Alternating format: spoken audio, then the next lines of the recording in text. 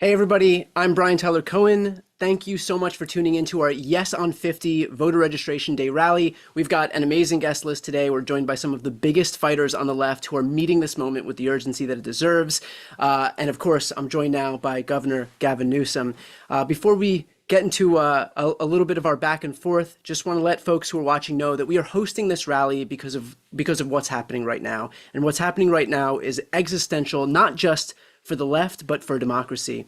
Yeah. We have watched as Trump has issued his clarion call to Texas for 5 seats and how they responded. We've watched as he did the same thing in Missouri and how they responded. We're going to see the same thing in Indiana and then Florida. And I wouldn't be surprised if we see other states do the exact same thing.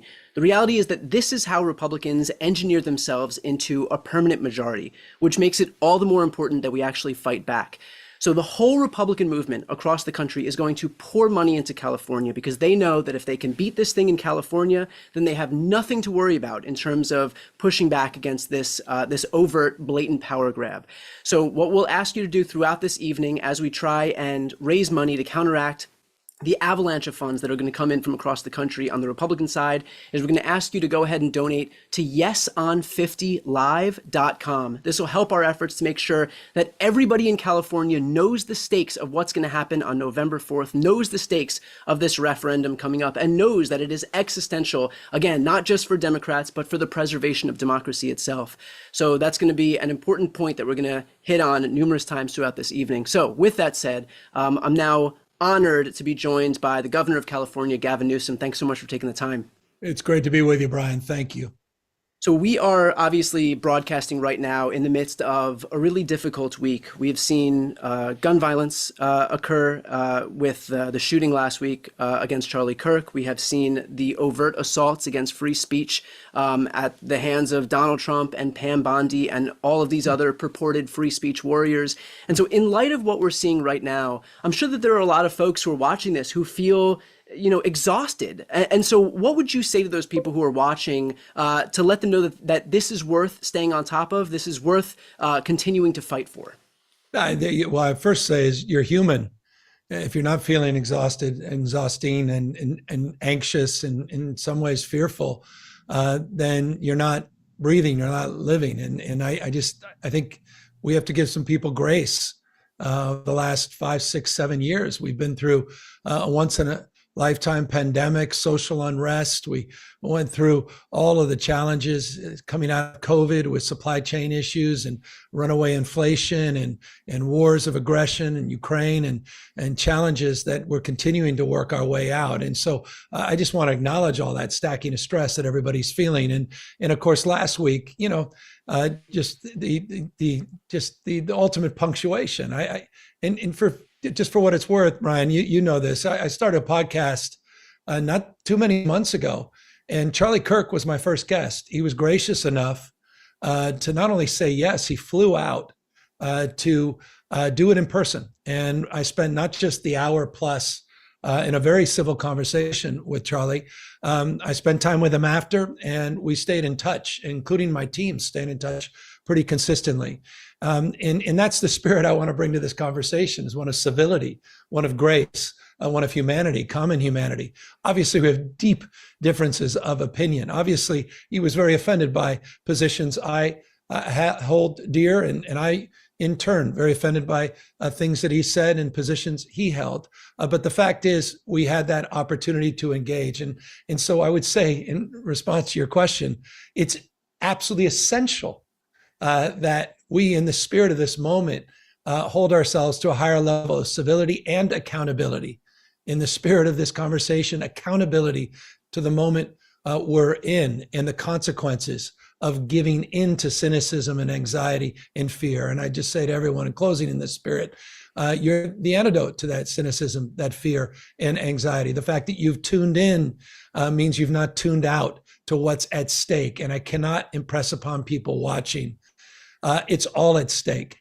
This is a profound and consequential moment in American history. We can lose this republic if we do not assert ourselves and stand tall at this moment and stand guard to this republic and our democracy. I feel that in my bones, particularly in light of what's happened in the last week. So let's talk about the California map redraw. This situation that we're in right now, we have, not that many weeks to go until this referendum, until November, and so there are going to be folks watching who say, "Look, California is a big blue bastion. Why do we have to worry about this? This thing is already a done deal." Why is this worth talking about right now? Well, because it's Prop 50 for a reason, impacts all 50 states. It's just not an electoral map. It's a simple math issue. You said it in the outset. Donald Trump realizes and recognizes that he is likely, almost overwhelmingly likely, to lose the midterms. And so he's trying to hold on to power. And the only way he can hold on to power is to rig the system, to change the game. He's not playing by a different set of rules. He's playing by no rules whatsoever. And that's why he dialed up Greg Abbott in Texas and suggested that he's, quote unquote, entitled to 5 seats. They did his bidding. And as you suggest, that bidding is being done in real time in Missouri, in Indiana. It will be advanced in states like Florida. And you may have seen today the comments that were made about Utah and Ohio as well. So this is as real as it gets. And the whole idea of redistricting, I assure you, is the tip of the iceberg, because he's also setting up the parameters and the condition where he can suggest that when he loses, that's up to us if we do our job, when he loses the midterm, he could suggest it was rigged itself. He's quite creating a chill. And let me give you an example of what I mean by that as it relates to voter turnout and intimidation tactics. When we kicked off the campaign for Yes on 50, we did it at the Democracy Center in Southern California. Brian, you were there in Little Tokyo. You know well, and many of you watching know this well. Little Tokyo is the site, sacred site, where we shamefully bust the Japanese as we interned the Japanese. That happened. And at that exact same site, Donald Trump sent masked private army. He sent out Border Patrol and ICE to intimidate two U.S. senators, a half dozen or dozen members of Congress, 100 plus community leaders, to try to intimidate us from holding the rally in the first place. And a poor soul that just happened to be out there selling strawberries was disappeared by that same private army. That is a preview of things to come, I assure you, at voting booths and polling places across this country. Just as we said after he federalized the National Guard, and he sent the military, not overseas, he sent the military to a United States city in Los Angeles, 700 active duty Marines, is intended to chill free speech and free expression. The stakes could not be more clear, and the stakes could not be more consequential. And finally, let's finish off with this. There are folks who are going to say that this isn't an example of good governance, and so Democrats should kind of practice what they preach and not do the same thing that they have disavowed for so long. And so, in this particular moment, what do you say to those people? Well,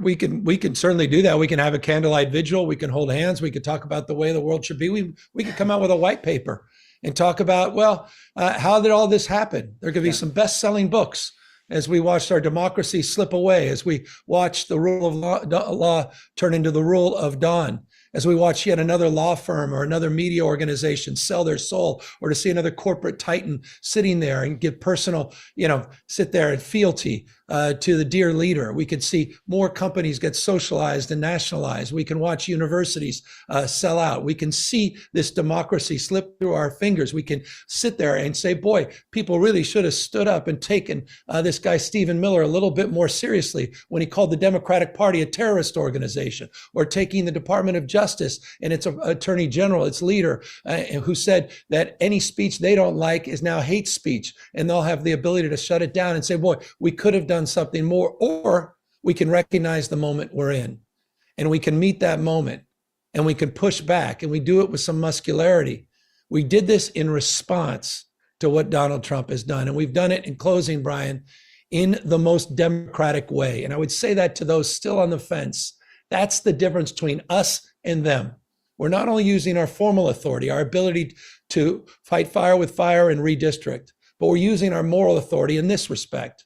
It's temporary, it's transparent, and it's democratic, meaning we're putting in front of the voters. This is the first maps in the United States that will actually be submitted to the people themselves. The maps will be on the ballot, and it's a temporary response to this emergency, this crisis of the rigging of the midterms.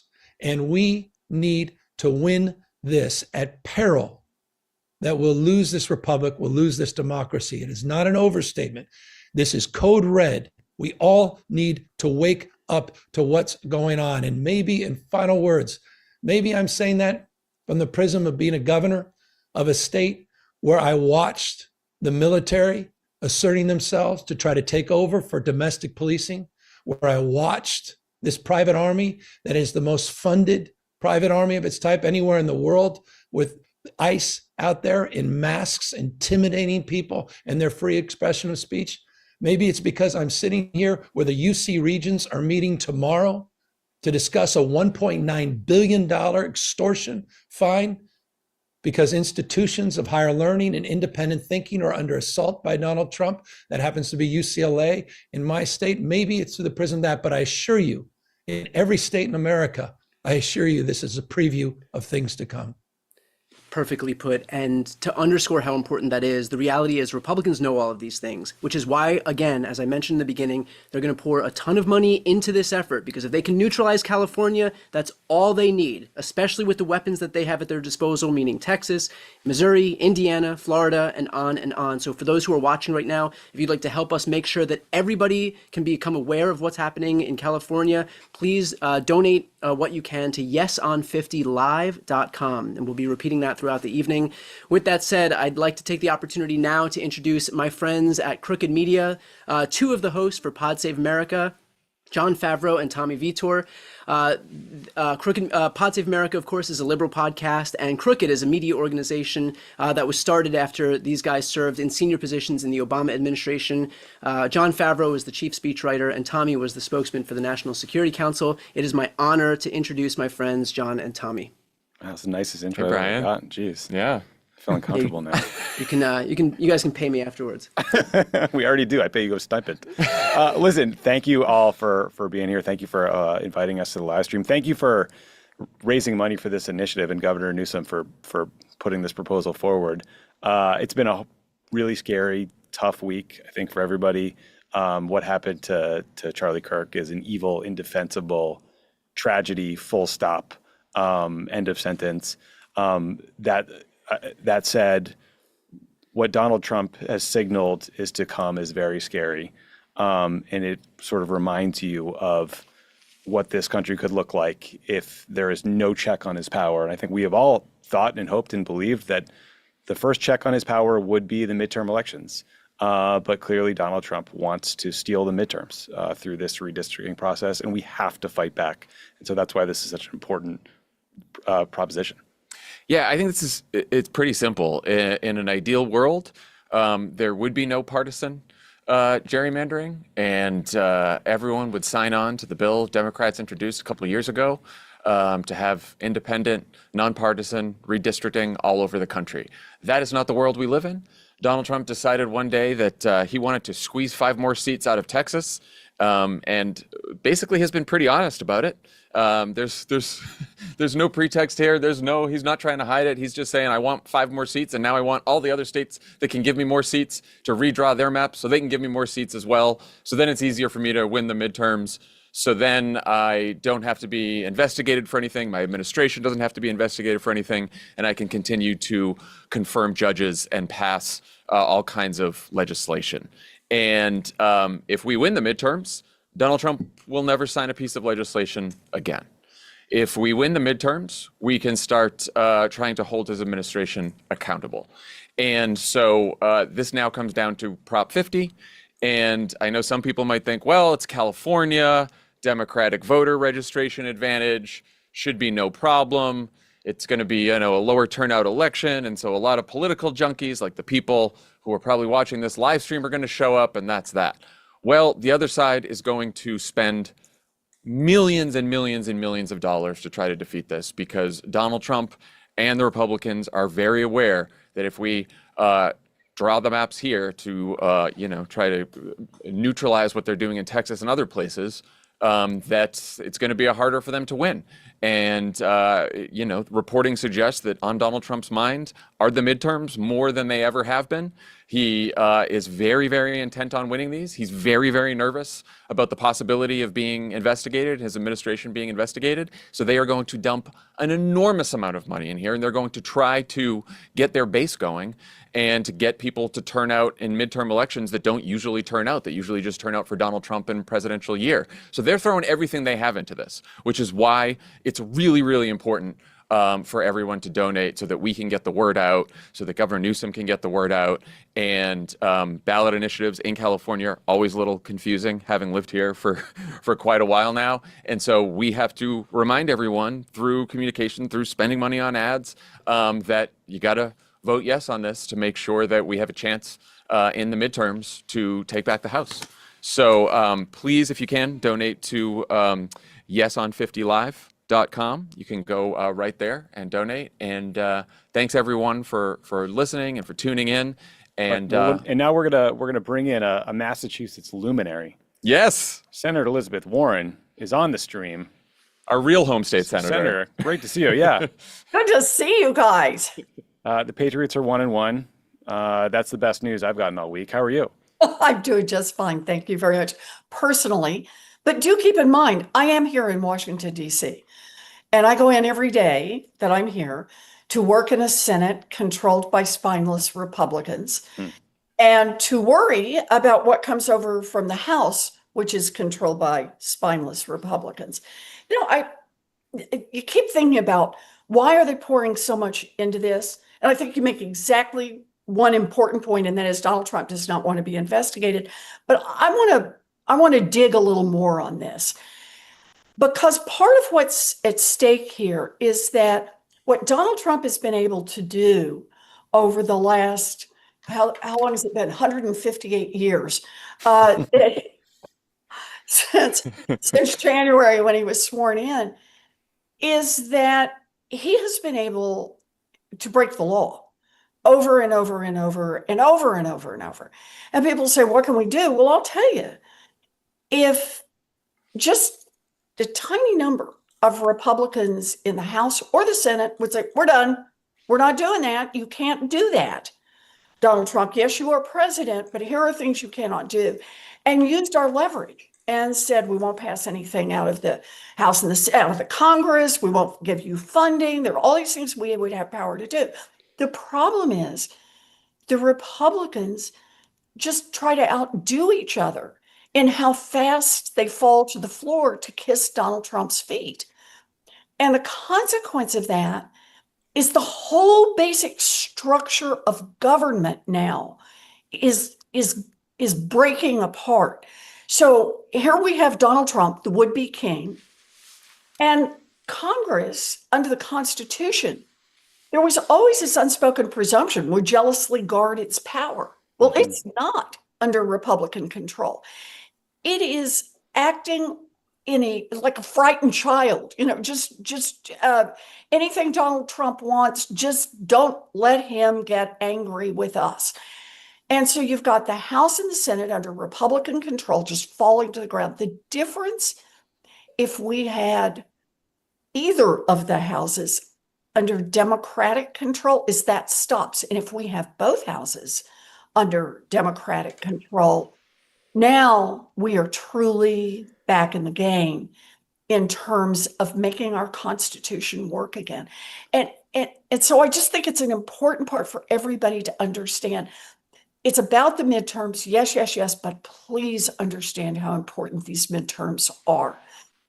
Any accountability for Donald Trump, any accountability is going to come because of the midterms, whether it's investigations, whether it's we get spending back. You want to support cancer research, so do I. Let me tell you the way to do that. That is vote yes on 50 so that we have a chance to get the House back.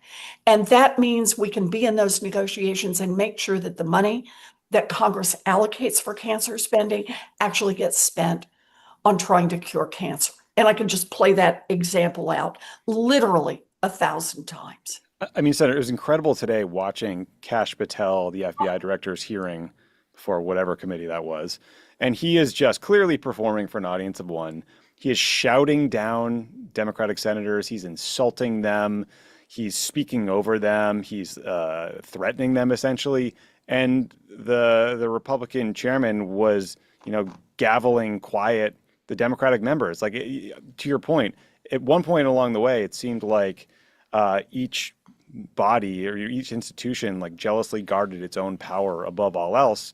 But it seems like Republicans were just thrilled to watch this performance and to watch their colleagues be insulted. Right. Can I be just a little dorky and make the same point again? Please. That is what's happening with the Federal Reserve.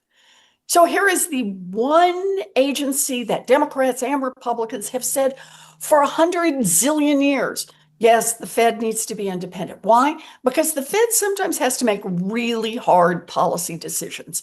And so everybody wants confidence, whether you got a Democrat or Republican in the White House, that they're doing it as best they can based on the numbers, based on what the economic data are.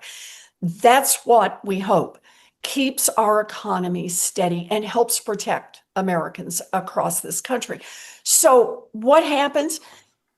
Donald Trump gets to nominate someone. The guy he has nominated, this is no joke, Dr. Myron, now sits as the president of the Council of Economic Advisors, working in the White House for Trump.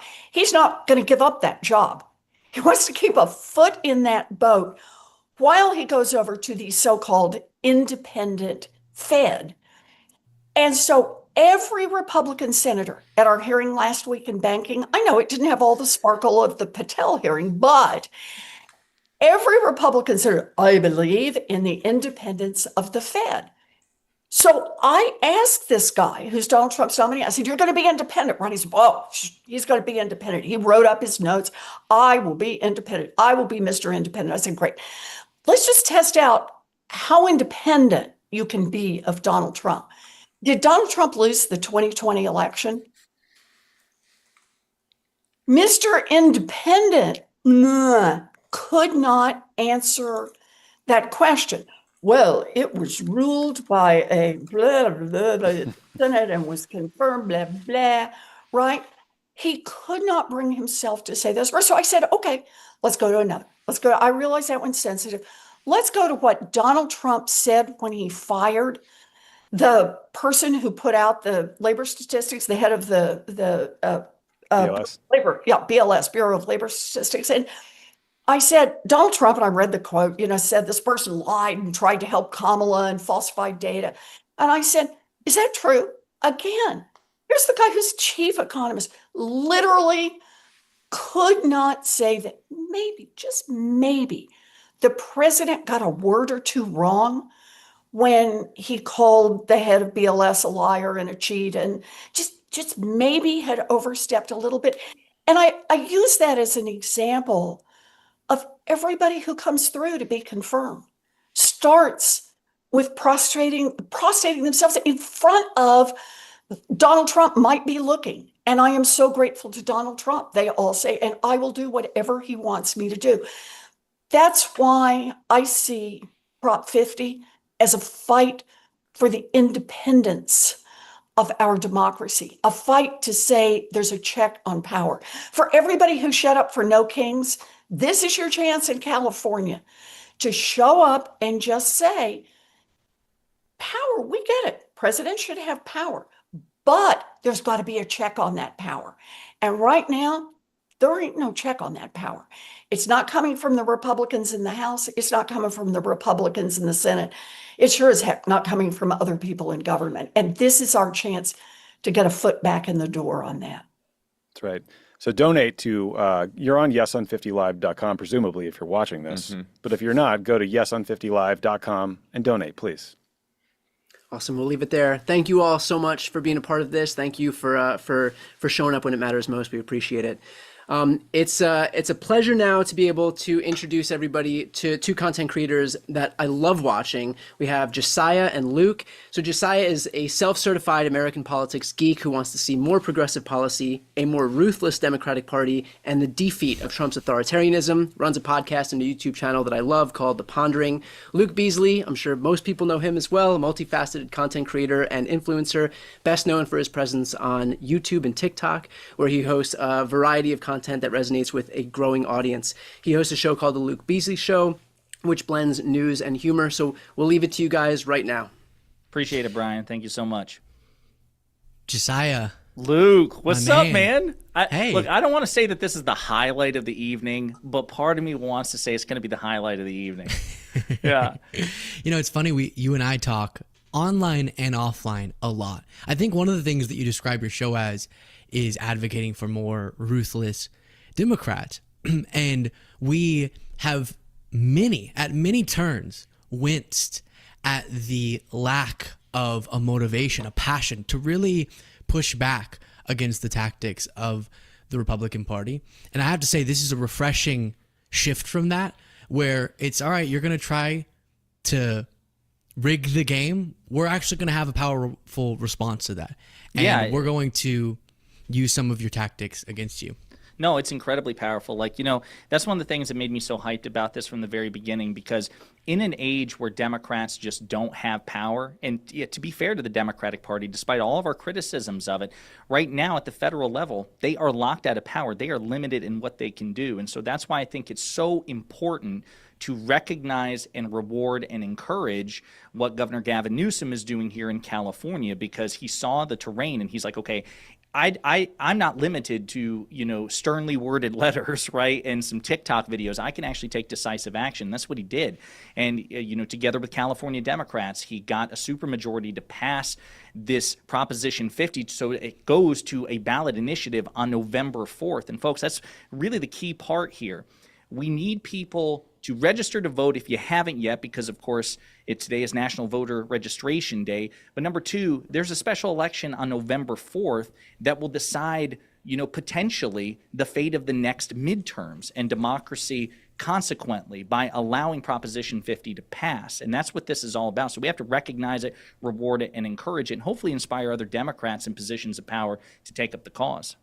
Yeah, absolutely. You know, one of the points that Senator Warren said when she was previously on, that it's so correct, and it drives me crazy how since Trump got into office, there is this, yes, spineless, but just kind of incoherent argument we hear every time Republicans in the Senate or the House are challenged on something. And a reporter asks, hey, are you going to use your power to rein in Trump on tariffs, on immigration? Are you going to do XYZ on the Epstein files? Will you push back against Medicaid cuts? Here's 11 things in Trump's horrendous bill that was now signed into law that would be destructive for Americans. You have power. It can't pass without you. What say you? And the response from almost all of them, with very rare exceptions, is Trump is something mandate, something American people elected him.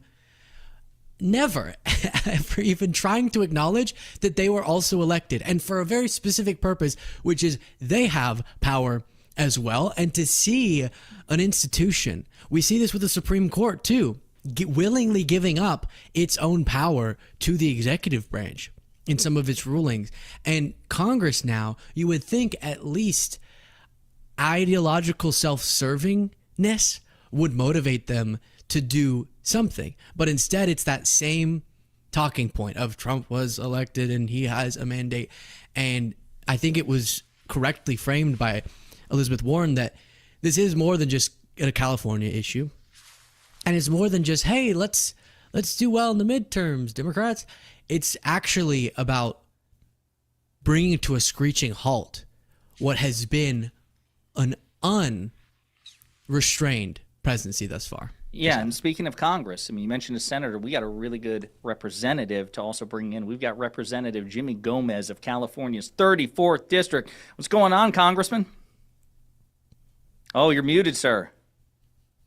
There we go. There we go. Yeah. You'd think after all these years, I'll know how to do that. Listen, the fact that you got it like resolved in 3 seconds and not 50 seconds actually gives you a leg up on me, so I'm not going to judge. It's like, wait, come here, staff. No, they're not here. I'm kidding. So how are you? I mean, with all this going on, what do you feel about Proposition 50?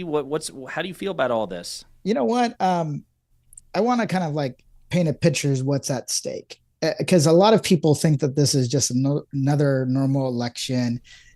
Everything's at fucking stake this election.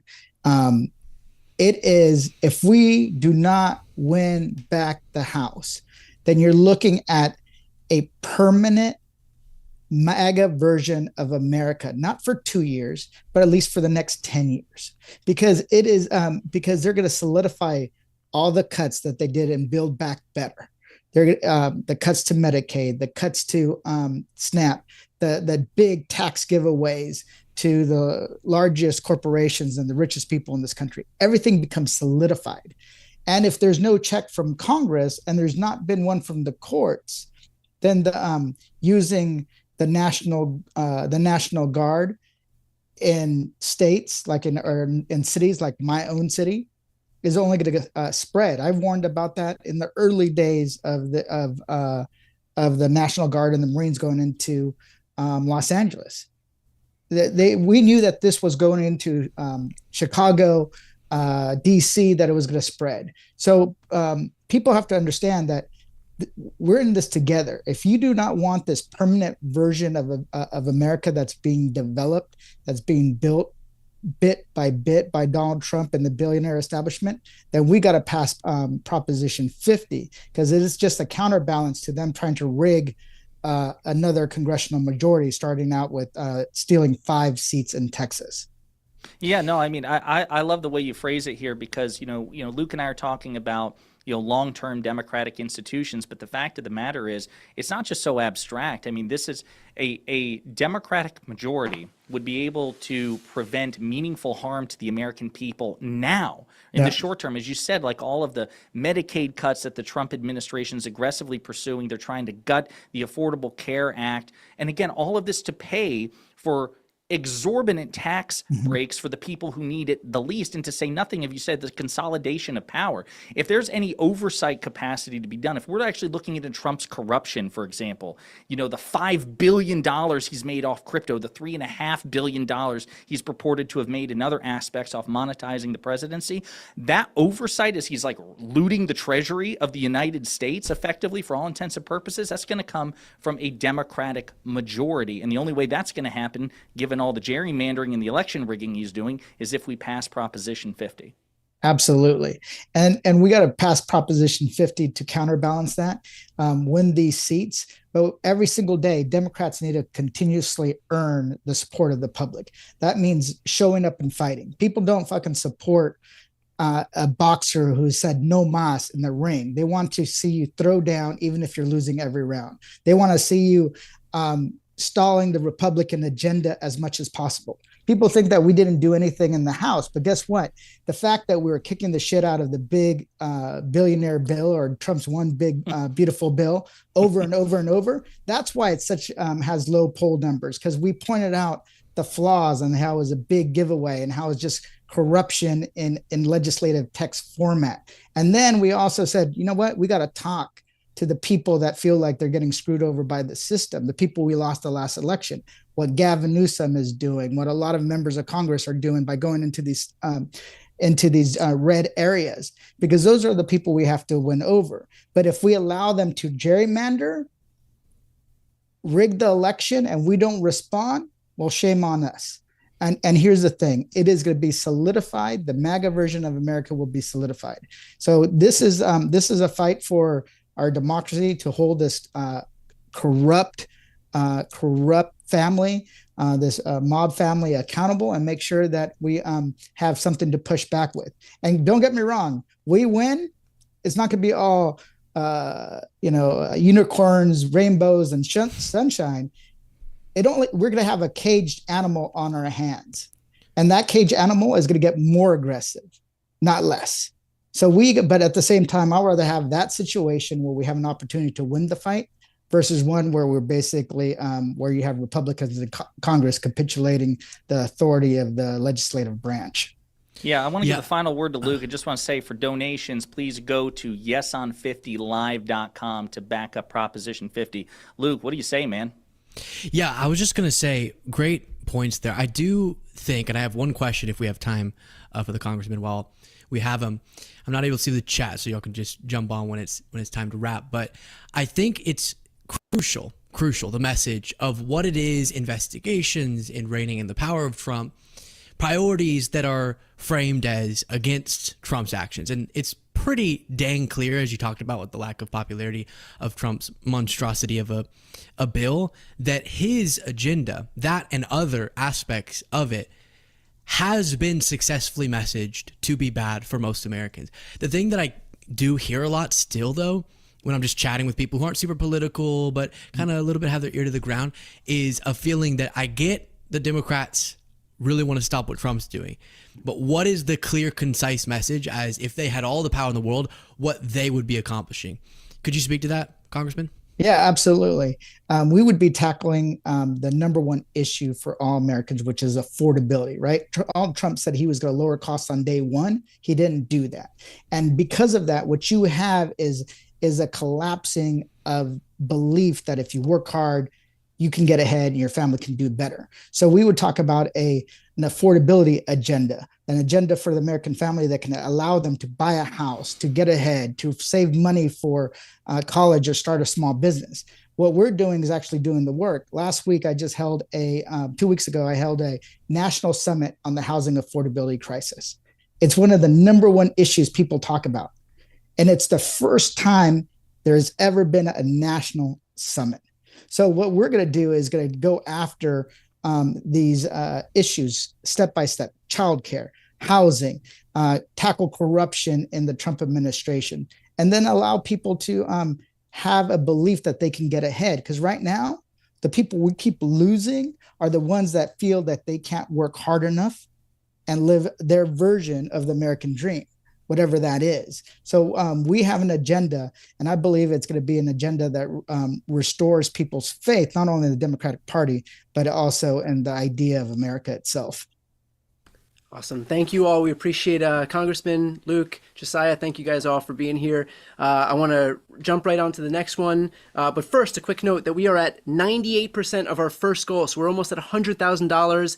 Yeson50live.com. If you've not yet donated, please help support this effort. This is the whole ball game here.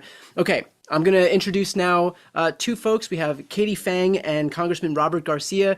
Katie Fang hosts the Katie Fang YouTube channel powered by the Midas Touch Network. She is an attorney, a legal analyst, a former MSNBC anchor. She delivers sharp analysis, in-depth interviews, and must-see commentary on the legal and political stories that are shaping our democracy. She's also a welcome new entrant into the independent media space. So glad to have you, Katie. And of course, Congressman Robert Garcia represents California's 42nd Congressional District, is now the ranking member of the powerful Oversight Committee, and represents one of the first instances of true generational change that we're seeing in this Congress. So I'll throw to you both here right now.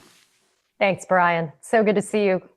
Congressman Garcia, Papo, it's good to see you. Look, let's just start straight out of the gate and remind people that this whole thing got started with that bullshit letter from the Department of Justice sent to Texas, alleging some pretextual thing that there was some illegal gerrymandering that was going on in Texas in 4 congressional districts, even though that map that was allegedly so bad was one that the Republicans did. So that, I just want to underscore the fact that they're weaponizing the Department of Justice to be able to illegally rig elections. Now let's fast forward to what we got going on right now, which is if the policies for America are so great by the Republicans, why are they trying to rig the elections and try to redistrict and redo these maps? Hey everyone, Katie, you're absolutely right. I mean, first, let's be really clear that we've never in the history of this country have seen a Department of Justice be weaponized in this way. And it's not just on redistricting. We're seeing it after going after political enemies. We're seeing it trying to quell dissent. We're seeing essentially the pardons of people that should have no business getting any sort of leniency from the United States, the attack on the courts, the attack on academic institutions, all from the Department of Justice, which we know traditionally has had a separation from the White House. Not in Donald Trump's America. In Donald Trump's America, he can have his own police force, which is now ICE.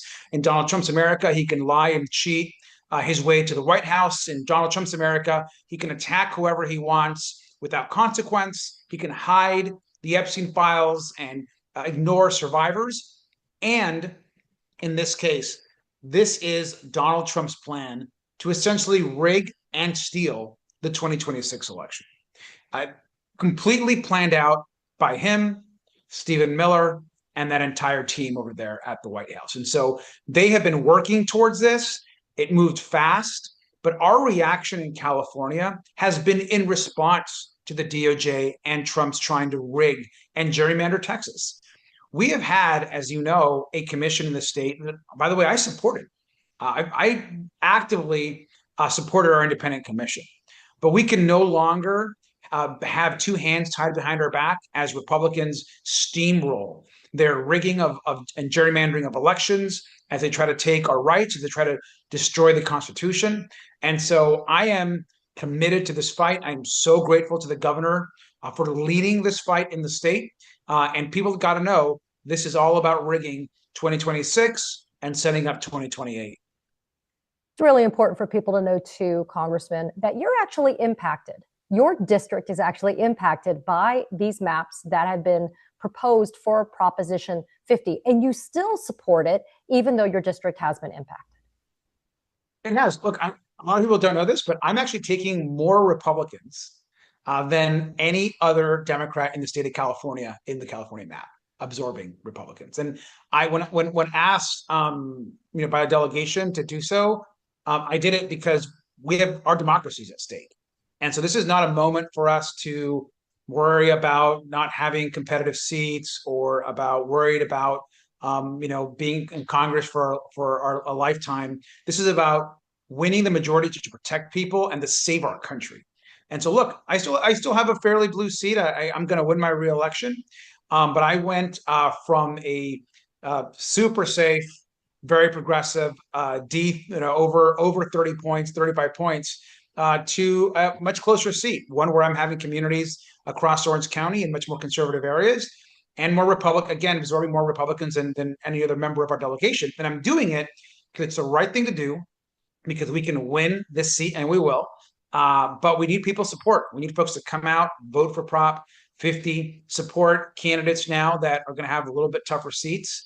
But like I told folks that have asked, hey, you're pretty progressive. Is this going to impact the way you take on Trump or the Oversight Committee? And I'll tell you, absolutely not.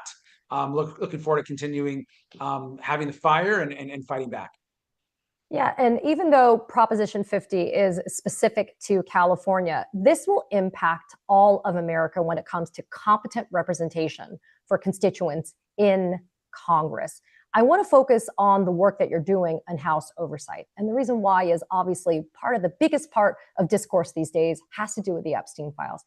If it wasn't for people like you, Congresswoman Summer Lee, and others, there wouldn't be this push for transparency. Talk about why making sure that Democrats have the right type of representation in DC is a sure pathway to make sure that we actually get the transparency that Americans deserve. This is why I think generational change in our party is really important. And this is why electing and bringing forward new leaders is critical. Katie, as you know, when I was running for oversight, the leader of the Democrats on oversight, and I'm in my second term in Congress, so I'm still a fairly new person in Congress standards. And, we won our election. I'm the first sophomore to win an election to lead a committee in over 100 years in our party. And I'm proud of that, because that tells me that our caucus and the party is changing, that they understand that we've got to bring in new voices. We got to expand the tent. We got to let more people in. We can't be this party of subtraction. Why aren't we the party of adding more folks, of coalition building? And I think that's what Prop 50 is also about, is we want to go national and take this national. And what's really critical is, as it relates to Epstein, you think about all the fight that we have in front of us. It's all these new generation younger members that are pushing. I mean, you talked about Summer Lee. We partnered in getting that subpoena out. She's in my class. You talk about folks like Jasmine Crockett, who is on fire, I think, bringing and leading this country in so many ways on issues that matter to working people. She's on our committee. She was also in my class. And so I think you're seeing younger, newer Democrats, I hope, modeling what it means to fight. And in this moment for Prop 50, we've got to be aggressive. We've got to back our governor. We've got to be all in, because this could mean essentially us being able to stop the Trump agenda and dramatically slow it down, or giving him free rein to continue to rig more and more states, take away more of our rights, give more of our hard-earned labor to billionaires in this country, and to take away more health care. And so we've got to stop this now, and I'm proud that California is leading the way. There's a false narrative that's being pushed by the Republicans that this is an apples to apples comparison when we look at what was happening in Texas and now what is being proposed with Prop 50 in California. Talk about why that's just a lie. That frankly, one, Texas had a freaking off-ramp that it could have taken. Governor Newsom gave it to Texas, gave it to Trump, gave it to all of them to be able to do before we got to this point in California. And why the opportunities that are being given to the California voters is definitely not what we're seeing happening in Texas. I mean, what a shock. Republicans are lying about something. I know we're all stunned right now, but look, I think what's happening here in this case is that the difference between what Texas did, which we only are doing in reaction to them, is that they're gerrymandering through their legislature, not the will of the people. Their kind of public process was a complete sham. So many other Texans know this. And for us, look, we support a commission, but what we're going to do is we're going to take it to the voters. We're going to put the map on the ballot.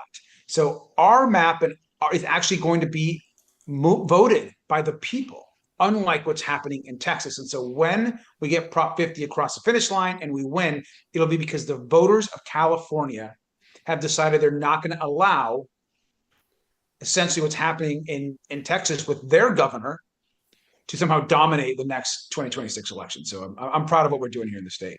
And let me just add, because one of my roommates is an amazing Texan himself and a great congressman.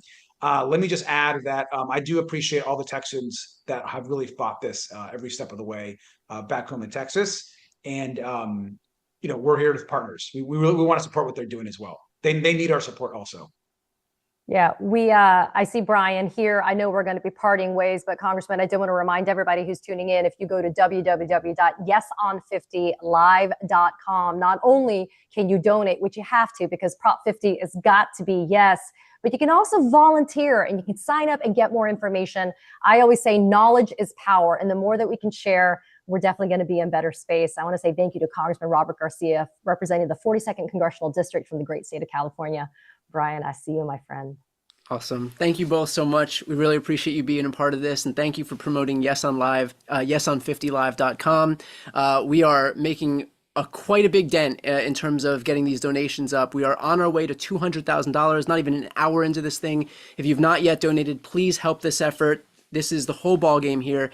I could not be more excited to promote the next duo. We have Beto O'Rourke and Mark Elias. Beto came within just 2 points of unseating Ted Cruz in 2018. He is a huge inspiration for me. Every time Beto speaks, it is difficult not to just sit there and be enthralled and listen. He is in large part the best of the Democratic Party. And also I should note that race that he ran in 2018 also resulted in a raft of Democrats sweeping into office thanks to his efforts, including a record 19 black female judges. So a huge accomplishment by Beto. Mark Elias founded Democracy Docket, which is a website focused on voting rights and election litigation in the U.S. If there is a hero for democracy, if there is a fighter for democracy, it's Mark. I speak for everybody watching in thanking you, Mark, for the work that you do on the front lines in both the courts and in the media. So I'll leave it both to you to take it from here. Hey, Brian, thank you for having us and for leading this effort in this conversation here tonight, and for everyone who's part of it, getting to listen to the previous conversation. I'm pretty fired up, and I love the dots that the congressman was connecting between what has happened in my home state of Texas and what you all are doing right now in California. We're fighting fire with fire. We didn't ask for this fight. but the fight has come to us, and we're standing up and we're stepping up and we're fighting. And how important that we do this at a time that so many have chosen to bend the knee and to submit to Donald Trump. I mean, all the conventional centers of power, the Ivy League universities, the big law firms, with some exceptions, the media companies, Paramount and CBS, the tech titans, the billionaire masters of algorithm, all submitting, all who have the power actually to resist and to fight and potentially to overcome this slide into authoritarianism.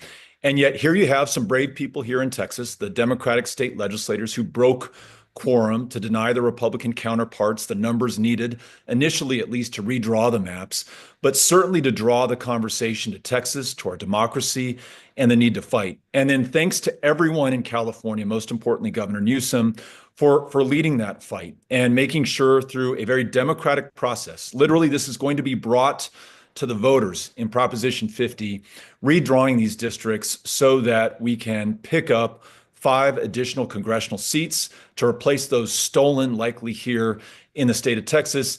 And lastly, and most importantly, to win political power, a majority in the House of Representatives.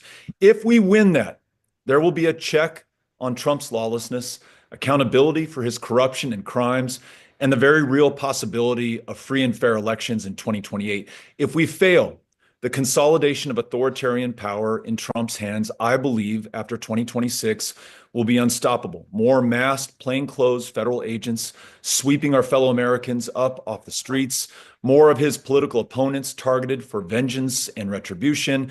And we know the Republican majority House of Representatives will likely try to roll out the royal red carpet for a 3rd Trump term. Those are the stakes. That's why it's so incredibly important that we fight. And for everyone who's listening and watching right now, please donate, pitch in, support this effort. And now I'm going to turn it over to my hero, Mark Elias, who is doing great work across the country, including here in Texas, making sure that we fight with everything that we've got. Mark, thank you for what you're doing. Thank you, Beto, and thank you, Brian Tyler Cohen. You know, Beto is going to be on my podcast tomorrow morning, so everyone needs to check that out, and because he is a true inspiration. The thing about Beto that everyone needs to know is that there are a whole lot of people who are talking about this fight. Beto put himself between the Attorney General of Texas, Ken Paxton, who is an absolute raving lunatic, and the legislators. When Ken Paxton was threatening everybody, you better not show support. You better not say anything positive about these state legislators. By the way, sounds an awful lot like a president we have right now, and a White House right now. Beto said, I'll be damned if I'm gonna bow down or step back. And he stepped forward and was as critical to the success that we saw in Texas. And if we wind up winning this lawsuit, we will all owe Beto O'Rourke a huge round of thank yous. And Brian, there's not enough I can say in the world about everything you have done for democracy, both in California and around the country. I see Senator Padilla coming up, another one of my heroes, Robert Garcia, Congressman. Great job. But here's the thing I need to tell everybody. Donald Trump is trying to rig the 2026 election because he is afraid that he is going to lose control of Congress. And there is no easier way. There is no more direct line from point A to point B in his effort than to set off a series of dominoes to redraw in the middle of the district, middle of the census decade, the maps to do that. He started in Texas and grabbed 5 seats. He has already moved to Missouri and grabbed 1 seat. He is going to move to Indiana. He's going to move to Florida, Ohio. The list goes on and on. And what we are watching in California is a Democratic Party, is an effort, a grassroots movement to not let this happen on our watch. You know, we can all agree that in a perfect world, we will have nonpartisan redistricting commissions. We can all agree that in a perfect world that we will not have mid-cycle redistricting. But the folks behind this in California, starting with the governor on down, they said, we are not going to sacrifice our democracy for a nonpartisan map. We are not going to let the U.S. Constitution and the state law become a suicide pact for democracy. This is an all hands on deck. If this ballot initiative passes, then we have a chance. We have a chance to show Republicans that they will not get away with these kinds of tactics, and to enact a price on the Republicans in Congress The people who have Mike Johnson's here, the people who have Donald can get an appointment with the White House to convince them that they need to lobby against these efforts in the future. If this fails, then it is just going to provide more incentive for Republicans to fight harder. So the thing I need everybody to do right now is go to yes50live.com. Okay, I'll take a second. I got all the time in the world. Yes on 50live.com. And I need you to go and I need to give what you can give. If it's $1, give $1. If it's $10, give $10. If it's $1,000, by God, give them $1,000 and then give them a tip on top of it. All right. We all need to do the thing we can do. And right now, the easiest thing for you to do is to go to that website and to donate so that the hard work that all of these people are doing in California and people like Beto O'Rourke, who is literally putting himself on the line, like not just appearing on your live streams, but putting himself in jeopardy, that they will have a chance, along with the rest of us, to fight for democracy. So, Beto, I just want to thank you on behalf of everybody who is watching this and everyone who will watch it in the future. History will record you as one of the great heroes. When democracy was at stake, you stood up. And so I want to thank you. I want to thank Brian and everybody else. Super kind of you to say that, and listen, right back at you. Brian and I had this conversation a couple of months ago, and it's one of the reasons I also love Brian Tyler Cohen so much. He's one of the few people out there, at least at the beginning of this, who understood the urgency of the moment. I think for far too long, present company excluded, Democrats cared far more about being right than they cared about being in power. While at the same time, Trump only cared about being in power. He didn't care what was right, what was legal, what was moral, what was ethical. It was all about power. And thanks to Brian Tyler Cohen, who's really been waking people up across this country. Thanks to you, Mark, for what you've been doing in courtrooms across the United States of America.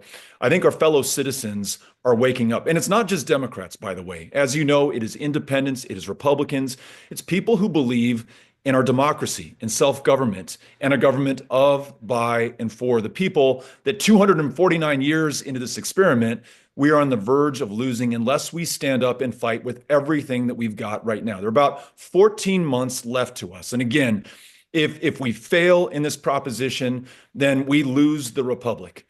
If we win, we're in for another round or two for as long as we can keep fighting to win this thing back. And for everyone out there who is so sick and tired of Democrats not fighting with everything that they've got. As Mark just said, you finally have a governor here in California. You finally have a movement in California. You finally have a movement that's waking up the rest of this country that is fighting with everything that they've got. And it is so goddamn exciting because we have waited so long to see this happen within our party. Do not allow this moment to pass without a fight. And if you're wondering what your part in that fight is right now, it is donating, as Mark said, everything that you can right now. I will be joining you. Amy and I are going to be making a donation tonight. I bet Mark has already made a donation. I'm on the website. Yeah. So let's get it done. I mean, do not allow this moment to pass without a fight. That's why we're here. Yeah. And let me just say in 20 seconds here, Brian, I want to also echo what Beto said. Brian Tyler Cohen doesn't have to be doing this. Brian doesn't have to do a lot of stuff that he does to stand up and fight for democracy. And for all of the shit that gets thrown here and there, we owe him a big debt of gratitude. There would not be a Mark Elias on YouTube without Brian Tyler Cohen. Okay. Like the Democracy Watch series that he approached me on has been vitally important in spreading the word. And he has done enormously important work. So thank you, Brian.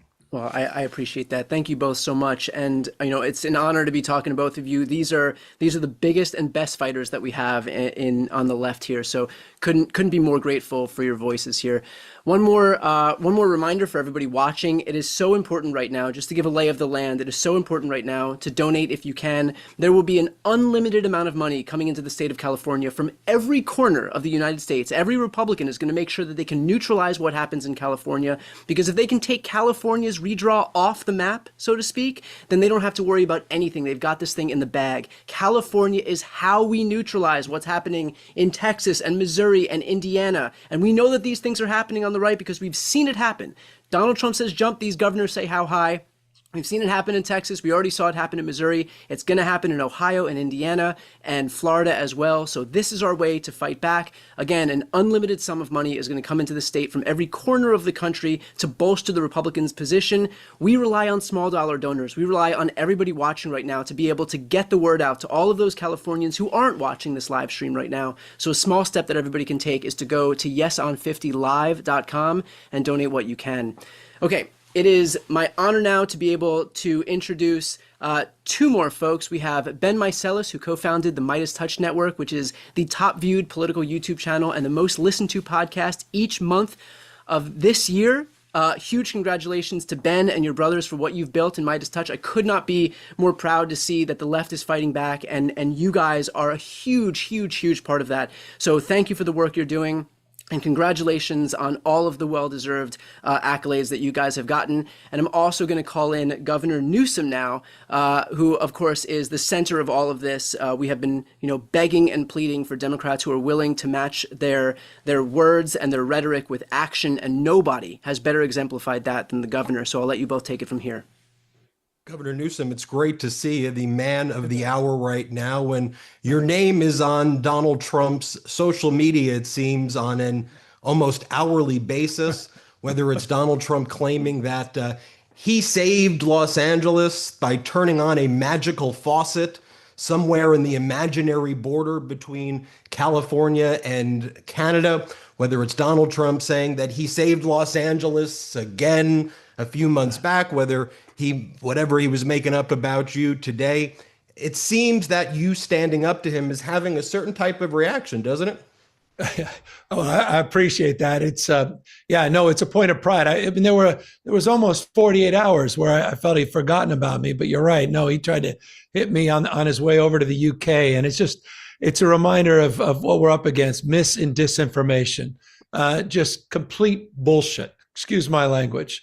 That comes from Donald Trump. And that's why it's important that we're not only winning the war in the spirit of what Beto and Mark just brought to this conversation on the ground, in the spirit of what Brian talked about in terms of this grassroots people power effort to push back against the well-heeled. But it's absolutely critical that we win the messaging war as well, that we organize in a much more, much more, intense way to communicate over and over and over again our message across the spectrum, which is just foundational in all these efforts.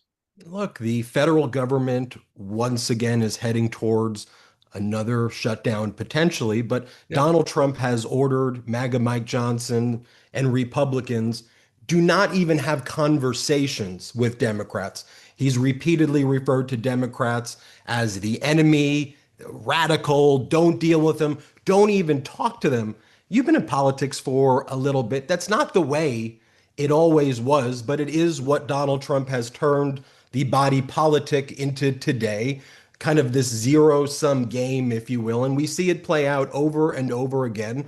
And, it seems as the American people are letting their voices be heard right now, he's getting more and more nervous, hence trying to rig these midterms. No, look, I mean, I think what you've underscored is the fundamental point here. Trump is weakness. He's weakness masquerading as strength. He's flailing. The economy is cooling. Inflation's starting to rise again. Consumer confidence is down. Credit card debt is going up. The tariffs have terrified our allies, and taxes are being felt on the American people and middle-class families. His only legislative success, the big, beautiful bill, is anything but. It's a big, beautiful betrayal. And we're seeing all of these authoritarian tendencies as a response to that weakness. And the more you see caps in his Truth Social and his tweets, the more that just underscores the fact that he's flailing. That's why he's trying to rig this election. That's why we're having this conversation. That's what Prop 50 is all about. It's pushing back in a meaningful and substantive way. But one cannot underestimate the lengths to which he will go to not just rig the midterms, but the impacts if he's successful well beyond that. And I really appreciated Beto and Elizabeth Warren, Senator Warren, others really highlighting that, Congressman Garcia, that this is not just about 2025, the impacts on 2026 and 2028 and beyond. The consequences of this initiative to set the tone and tenor into 2026 to de facto end the Trump presidency, next year's midterms, whereas Tommy said in the outset, Donald Trump will no longer be able to sign any bill because we'll finally have a check on his power. You know, living in California is something that I have a great deal of pride about. We are the fourth largest economy in the world. If California was a country, we are a giver state. We give $80 billion plus more to the federal government than we take. By contrast, Texas takes about $75 billion more than it gives. You go through every stat in entrepreneurship, companies. California is leading the way. Is that, I mean, but it's constantly under attack by Trump and lots of people in red states who, let's face it, I know how Donald Trump likes to falsely say that the United States subsidizes Canada, which is not accurate and completely false. But let's face it, a lot of these red states are failing. And but for California kind of subsidizing the country, yet they then come and attack us here in California. I don't like that, Gov. I'm with you, man. It's the California derangement syndrome. And with respect to our friend Beto O'Rourke, you're exactly right. $71.1 billion taker state. California, $83.1 billion donor state, meaning we provide $83+ billion more in revenue to the federal government than we receive back. And that is the case, vast majority of blue states. But we also have to state the facts. I live in California, you live here, size of 21 state populations combined, the fourth largest economy from a GDP in the world, more scientists, engineers, more researchers, more Nobel laureates than any state in the nation. A system of education that's a conveyor belt for talent, the UC, CSUs, our community college system, pushing out the boundaries of discovery, more venture capital, and we dominate in the next big global economy, 32 of the top 50 AI companies all here in the state of California. So our state of mind is about not just imagination, but it's innovation. It's dreaming and doing. And it's not lost on me, and it shouldn't be lost on anybody, that part of our secret sauce is the fact that we are able to get the best and the brightest from around the globe. First round draft choices. We're a majority minority state that our best doesn't tolerate that diversity. We celebrate that diversity. All of that's on the line in terms of the assaults of Trump and Trumpism and going after DEI, ESG, CRT, anything with three letters, this guy seems to be assaulting.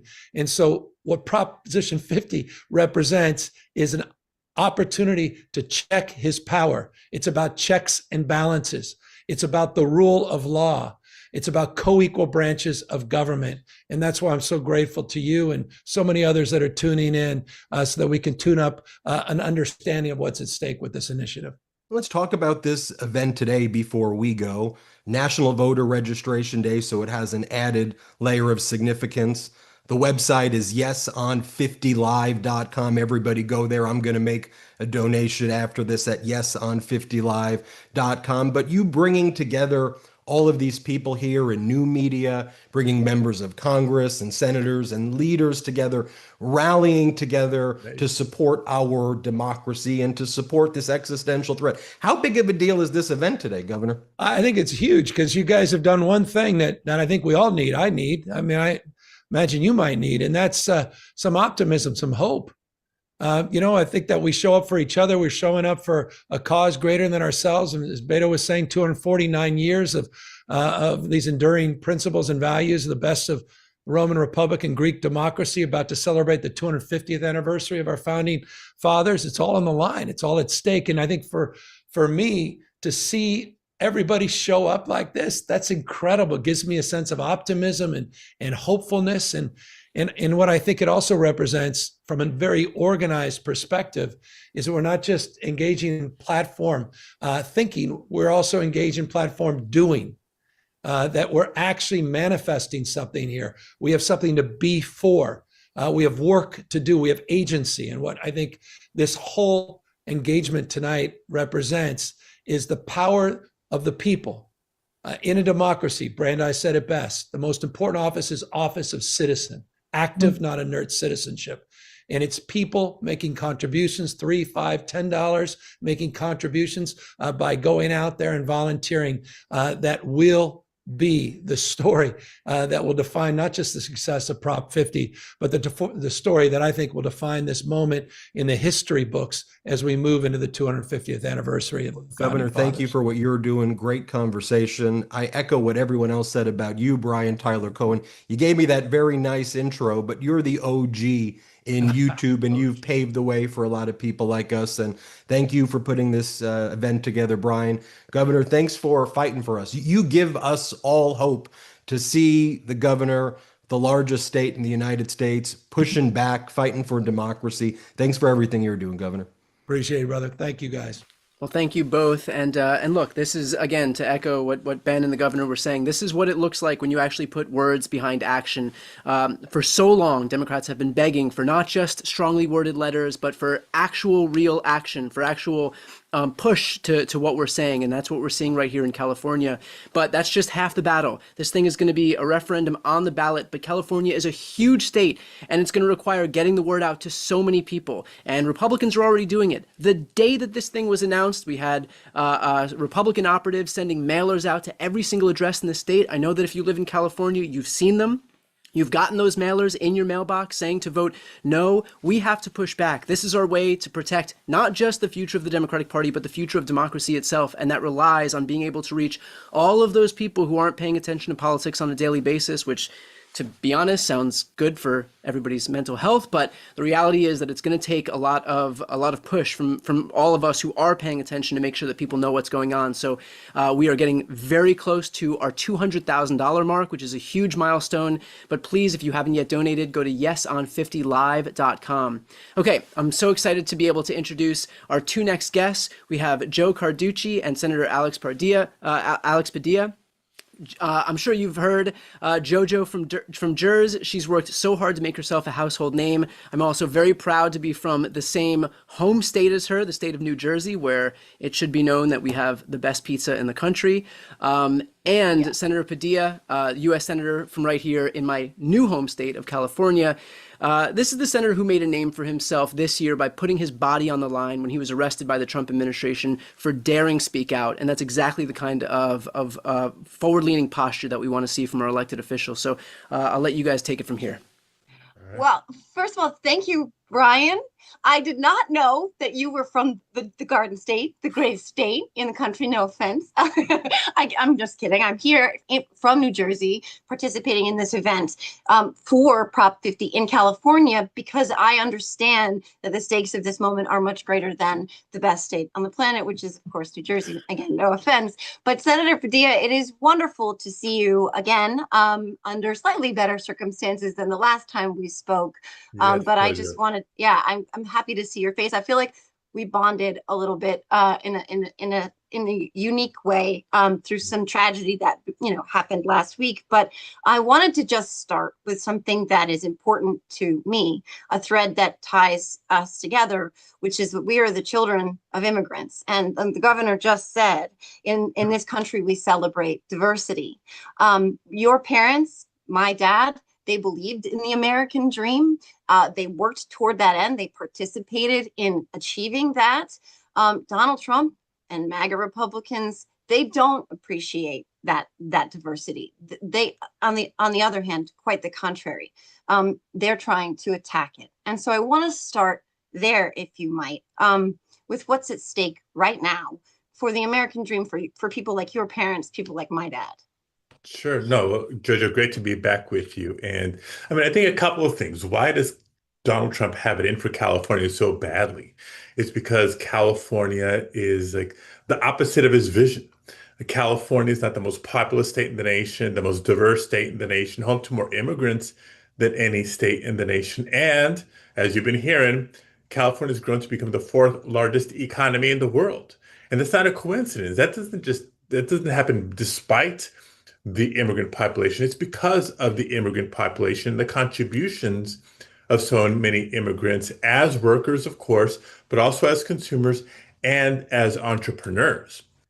But because of and there's a lot to say about Donald Trump here, but California is the embodiment of what the future of the country is, increasingly diverse, and we should be increasingly inclusive if we want to embrace the economic and cultural impact of it. But what does Donald Trump do? He attacks California.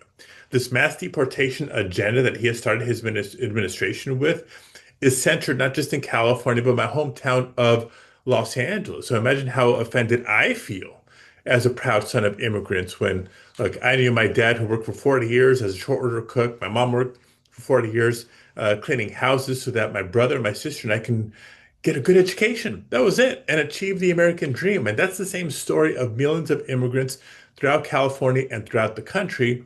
And Trump and Republicans just can't handle it. So instead of trying to build on that success and that strength, they try to demonize it and attack it. So it's one of the many arguments why we need to support Proposition 50, because Prop 50 has been the most powerful tool presented to us to rein in this out of control administration. They want to steal next November's election by rigging it before it even starts. But California is going to step up and push back by approving Prop 50 this November. I appreciate the fight coming from California very, very much. This is obviously the moment to be meeting, and the governor and all of your leadership are meeting this moment extraordinarily. And so I want to speak to your point about what Republicans are doing and ask you, why are they trying to cheat ahead of the midterms in 2026? I mean, what do they know? Look, my point of view, both as a Californian and as a member of the Senate here, to me, it's pretty obvious. Under normal circumstances, a party in power would be proud of their legislative accomplishments, and they'd run on their record in the midterms to try to stay in power. But that's not what's happening here. They know how not just unpopular, but damaging their record has been. Right? This destruction of confidence in the judiciary, the federal government as we know it, their cuts to healthcare, their cuts to nutrition assistance programs, their tax breaks for billionaires, on and on and on. The only hope they have to hold on to power next year is to rig the election before it even starts. So before I even get to redistricting, whether it's legislation they've introduced or executive orders to make it harder for eligible Americans to register to vote, to stay registered to vote, or to actually cast your ballot, that's just part of it. The Department of Justice, and I'm a member of the judiciary, I've seen it up close and personal, they're politicizing the Department of Justice now, just like they did in the first Trump term, trying to obtain all the personal information of voters in select states to try to tee up the purging of voter rolls. And on top of that, this redistricting push. I mean, I don't know about you, but when I first saw the news report of Trump calling Governor Abbott in Texas saying, five more Republican seats, it sounded a lot like when Donald Trump called the Secretary of State in Georgia in 2020, when he said, find me 11,000 more votes. They'll do anything to cling to power. That's what this is. And so as I try to sum it up to folks when I'm walking around, if you care about reining in this administration that has overreached, violated due process and the Constitution with their mass deportation agenda, if you care about the rising cost of groceries and housing and healthcare and energy and so much more, and you want to do something about it, you got to support Prop 50. If you care about the rule of law and defending the principles of our Constitution, you have to support Prop 50. It's the biggest check. It's the strongest guardrails against this out of control administration. Yeah, I mean, you mentioned redistricting, and obviously this is what Prop 50 is about. But Republicans will say, "Oh, this is the Democrats cheating, et cetera," right? This is not at all what the Democrats wanted. This was triggered by what they did in Texas. The Democrats have been the ones advocating for fair maps. Can you talk to that? And what would you say to a Republican who says, "Oh no, this is the Democrats cheating," or people in the state of California who think, "I can't vote yes on this because this isn't fair"? Yeah, so be absolutely crystal clear on this. The only reason we are moving on Proposition 50 is in response to the abuse of power in Texas. Again, at the behest of Donald Trump. And by the way, whether California would have responded to this or not, Republicans were going to stop in Texas. They saw 5 potential seats to pick up in Texas, but as we've seen in recent days and weeks, they're also looking to redistrict and are redistricting in Missouri and in Indiana and in Ohio. They're going to stop nowhere in their desperate efforts to cling to power. What California did is start at the very beginning. They're going into Texas to try to rig the system. As much as we support independent redistricting and all that stuff, the stakes are simply too high. The threat of this administration and its impact, the devastating impact on working families is too high. We can't sit idly by and just watch it happen. We have to respond. We have to fight back. And so, yes, it took a lot, not just for the California legislature, but Governor Newsom and the California congressional delegation to support this new map and take it to the voters for the voters to decide whether we push back on Trump with Proposition 50. The early polls are good, but as we've said earlier, there's a lot of money that doesn't like what's happening, and there's going to be no less than $150 million, maybe $200 million against Proposition 50, including Speaker Mike Johnson's PAC money coming into California to try to defeat Proposition 50. That's what we're up against. So let me take this opportunity for anybody tuning in. However you can support, if you can't support, we need your support because we're up against a lot of big money who knows that California's move here is the big check against the Trump agenda. So we need your help, volunteerism and activism on the ground, a financial contribution if you can. Awesome. We'll leave it there. Thank you both for joining. Very much appreciated. I should also note that we are coming up fast on our second milestone of $200,000. So if you have not yet donated, please head over to yeson50live.com. I also want to take this opportunity to throw right up here on this screen, if I can, a map of what the current donations look like thus far from this whole effort. We've been going for just over an hour right now. So do we have the ability to throw the map on the screen? Let's see if we do. If not, it's all good. We can get to it at the next break. But I do want to note, here we go. I think we do have the map on the screen right here. Let's see if we can see it. Yep, looks good. So that is a map of the donations thus far. I want to note that we have donations from all 50 states across the entire country. We have people that have opted to help our effort here in California across the entire country. And that's especially important because it goes to show the stakes, not just for the state that I'm in right now, the state of California, where we do have an effort to push back on this blatant power grab by Republicans, but it goes to show that the rest of the country is waking up to what's happening. And they all recognize the extent to which California is so necessary to neutralize what the Republicans are doing in Texas and Missouri and Indiana and Ohio and Florida. So this is how we fight back. And look, there are a million reasons to have said no. It's difficult, it's too soon. Again, the list goes on and on, but the reality is that we had people here in California between Gavin Newsom and the California congressional delegation and the state legislature who recognized the urgency of this moment, decided to fight fire with fire and actually move this effort forward. But that's only half the battle. It's going to take all of us to actually pitch in and make sure that this thing passes on November 4th. And the way that we get to all of those people across this state who aren't paying attention right now is to make sure that we can raise some money, grassroots funds, and get in front of them on TV, on their computers, in their mailboxes, whatever it may be. So even if you can only donate a few bucks, every little bit helps. Yeson50live.com. Okay, very excited right now to be introducing our two next speakers. We have Harry Sisson, who is one of the most recognizable faces of the next generation of progressive content creators. He is doing the hard work, getting out there every single day on TikTok and vertical platforms and on YouTube, reaching Americans where they're consuming their news. It is so important, so grateful for his voice. And we also have Representative Ray Reid, who serves Missouri's 83rd House District, representing communities across the St. Louis region. He was one of the 3 Missouri Democrats to stage a sit-in protesting the state's new maps for several days and nights. So I just want to say on behalf of me and everybody watching, thank you for the sacrifice that you have made. Looking forward to your guys' conversation here. Thank you.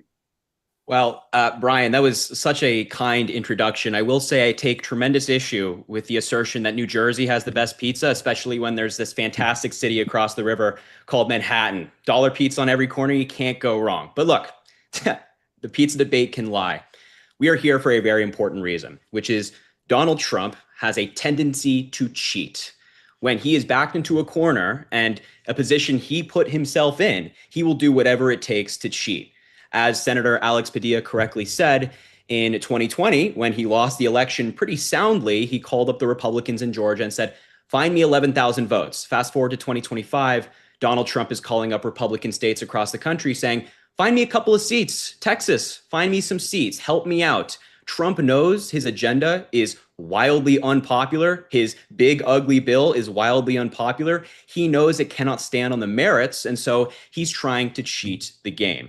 And the really concerning thing about all of this is that Donald Trump is not just stopping at Texas. He's looking at Republican states across the country. And Representative Reed is in one of those states, Missouri, where Republicans right now are actively discussing redistricting. And that's why it's so important to support Gavin Newsom's effort in California and Proposition 50. And Representative Reed, I just got to know, what's it like in Missouri with the threat of redistricting? How are you responding? How are your constituents responding to this threat?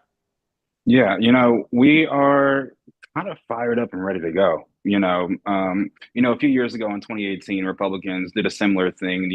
They pushed through their terrible right to work, or so-called right to work mandate across the state of Missouri, and the citizens responded. We got organized, we got labor involved, and we put forth a ballot initiative to reverse what they did. And we're doing that same thing here again with these bullshit bills bullshit maps that they put together. We have now until December 11th to gather 107 signatures for a citizens referendum on their map. And you better believe we are working our butts off right now with our coalition partners to gather more than all the signatures we need to make sure that we stop this map in its tracks. And like California, let the citizens decide what they want their maps to look like.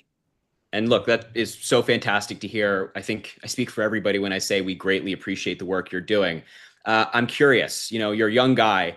What's your and a young guy in a Republican state, I might add. What's your message to all these different Democratic governors out there who are not pursuing redistricting and responding to Texas in the same way that Governor Gavin Newsom is doing in California?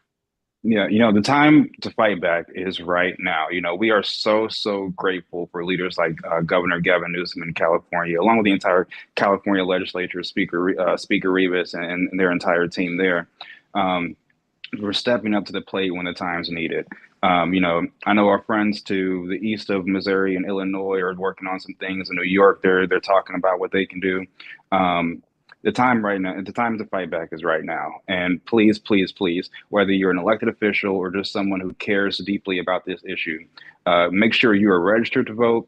Find your space, find where you can be of use to this cause, and get organized. Grab a clipboard, grab some friends, and hit the streets. It's time right now to fight back. Yeah, and I'm looking at this map that Brian Tyler Cohen just showed on the screen. It shows donations coming in from almost all 50 states, if not 50 states. It's incredibly impressive that people coast to coast are seeing the significance of this moment. What do you think that speaks to, that people in liberal states, Republican states across the country are contributing to this cause and getting involved? I think it shows that, although Democrats didn't pick this fight, we're also not afraid of it, and we're all ready to pitch in wherever we can to be a part of this fight. When we were on the House floor, we had folks from all across the country giving us calls, from Kamala Harris to Governor Newsom's team to Chris Coons. Just Democrats all across the country just kind of wrapping their arms around us and saying, we got your back. And that's kind of what we're seeing right now in California. That's why we're on this call. It's because we've got Californians back, and we're going to make sure that the people have the last say on this one. Yeah, and I mean, look, you're an elected representative. You've put in the hard work to get there. And I think you also have a tremendous understanding of what people are saying. So what are you hearing from your constituents right now? Are they calling your office? Are they calling friends of yours in states around the country? Like, what's the message that you're hearing most from folks that you represent and just broadly? More than anything, we're seeing people kind of wake up, even in a red state like Missouri. Republicans, I think, know that they've gone too far. Although they are, let me be clear, Republicans in Missouri and around the country and states like Texas are cowards for bending the knee to Donald Trump instead of upholding the duties of their offices. But we're seeing folks get fired up, get ready to go, mobilizing, putting their names on the ballot, organizing with friends, finding out how they can help with our citizens referendum. We're really seeing something that we haven't seen since, from my experience, 2008, which I'm really, really excited about. Yeah, I mean, I completely agree. I'm in a different position than you are. I make content online every day, and my comment sections, my DMs, everything for the past couple of months since Texas and Donald Trump started their cheating effort has been filled with what can we do? How can we get involved? How can we get our representatives to listen to us? And I think you're exactly right that there's this national awakening happening right now. And I'm also really happy to report that I'm even hearing this from Republicans. People in my personal life and online are saying, hey, this ain't right. What Donald Trump is trying to do with mid-decade redistricting is unprecedented and a blatant power grab. And that is exactly why this is so important. And I do want to plug the website. You've heard it many times tonight. It's yeson50live.com. The amazing thing about this website is you can contribute to this effort to help Gavin Newsom fight back, but you can also register to vote. This effort, this Prop 50 does not pass unless people get out there to vote and make their voices heard. So please go to that website. Please donate, register to vote, do everything that you can. And I know, Representative Reed, the significance of registering to vote and actually making their voices heard. So please, from all of us who have spoken tonight, go do that. And let's get this job done. I think we're close, and the amount of money raised is just fantastic. That's right. It's so important, because this really is, the fight of our lifetimes. Everyone's talking about 2028. We don't get to 2028 if we don't deal with 2026 first. So please make sure you're registered to vote. Talk to 10 friends, make sure they're registered to vote. Because I promise, when you can increase the voter turnout by 20 to 50 votes, precinct by precinct by precinct, that makes all the difference in the election. So please make sure you're registered to vote. And when you go donate, give $1 more, give $2 more, whatever you can, because I promise that makes all the difference too. Yeah, that's exactly right. Turnout is everything. Turnout is everything. Thank you guys both. Representative Reed, Harry, thank you both so much for helping us here tonight. I should note that we have passed, we're coming up on $250,000 in about an hour of doing this. So thank you all to the folks who have donated. If you've not yet donated, please help this effort. Even a few bucks goes a long way. Okay, very excited to introduce our next duo here. We have David Pakman, who's one of the OGs on YouTube. He was one of the very first people who I watched when I started tuning into politics. He paved the way for people like me to come onto YouTube and start making social media content. And my goal has been to do exactly what I've seen David do, which is to pay it forward and make way for the next generation to do the same. So very excited to have you here, David. And I think we have Congressman Eric Swalwell as well. Is that correct? There he is. So he represents California's 14th congressional district. He has been one of the most vocal members of Congress that we have, not just for fighting back against Republican overreach, but especially when it comes to really important issues like gun violence, where we've seen a conspicuous lack of leadership. So thank you, Congressman, for taking on these issues, especially these important issues where other folks are failing to step up. Looking forward to watching you guys' conversation. Yeah, my pleasure. And hey, man, I'm so proud of you and what you've built, Brian. We've needed to be in the space that you're in for a long time, and it's making a difference, and it's breaking through. Well, thank you. Thank you so much, Brian. Congressman, great to see you. I'll just say a few things, and then I really want to hear from you. I think a lot of us are here because we just realize instinctively that something is very, very wrong here. We see this unprecedented power grab happening from Republicans, upending centuries of tradition by using force. We're seeing what's happening in Texas. As far as the creator space, I don't remember any time in all the years I've been doing this where independent media has had an environment that is so hostile from the people in power and from the government. They're doing this with regard to what's happening in Texas because they realize, and Trump realizes, if Democrats take the House in 2026, that's it for Trump's agenda. I mean, he instantly is a lamer duck than he already is today. And so if these Republican maps can really control that election, they could end up keeping control of the House, even if colloquially they lose the midterms. And so it's not a coincidence that they've made it clear they're willing to burn down the system if it's what it takes to stay in power. And so I know that's, Congressman, why we on the creator side do this every single day. Right. We know that you and other people are also fighting from inside Washington, D.C. Right. I think the good news is we have here something tangible and tractable, which folks in my audience have been asking for a long time. Is there something we can get involved in? Is there something I can volunteer, donate to today? And I want to hear from you how you see this and how your colleagues see this as an opportunity to not wait certainly until 2028, but also not to wait to have 2026 stolen either. So I'm going to start where I'm going to end. And I see that the great Martin Sheen is going to join us a little bit later. And I think as a storyteller and an artist, he would agree that that's how you should always tell a story. And the Republicans, they see it the same way. So let's work backward a little bit. Republicans know that on November 2026, when we go to the ballot boxes and marshal all of the support across the country and we win the midterms, they know that it's over, that this era of having masked agents pull our friends and neighbors off the streets and send them to faraway places, it's over, that this era of taking away health care from people who need it the most, it's over. This era of doing nothing about rising grocery prices is over. And the tariffs that the president has put so idiotically on allies of ours who produce so many goods that we need, that it's over. So they know that if Democrats are in the majority, all of that chaos stops. All of that cruelty stops because a couple of things happen. We have the power of the purse, so we decide, how to fund the government. We have the oversight ability to look at everything that they've done. So Elon Musk and Doge and the data theft that took place and the Social Security numbers that were breached, we look at all of that. And so they know that it's over in a sense. And most importantly, we have the subpoena power.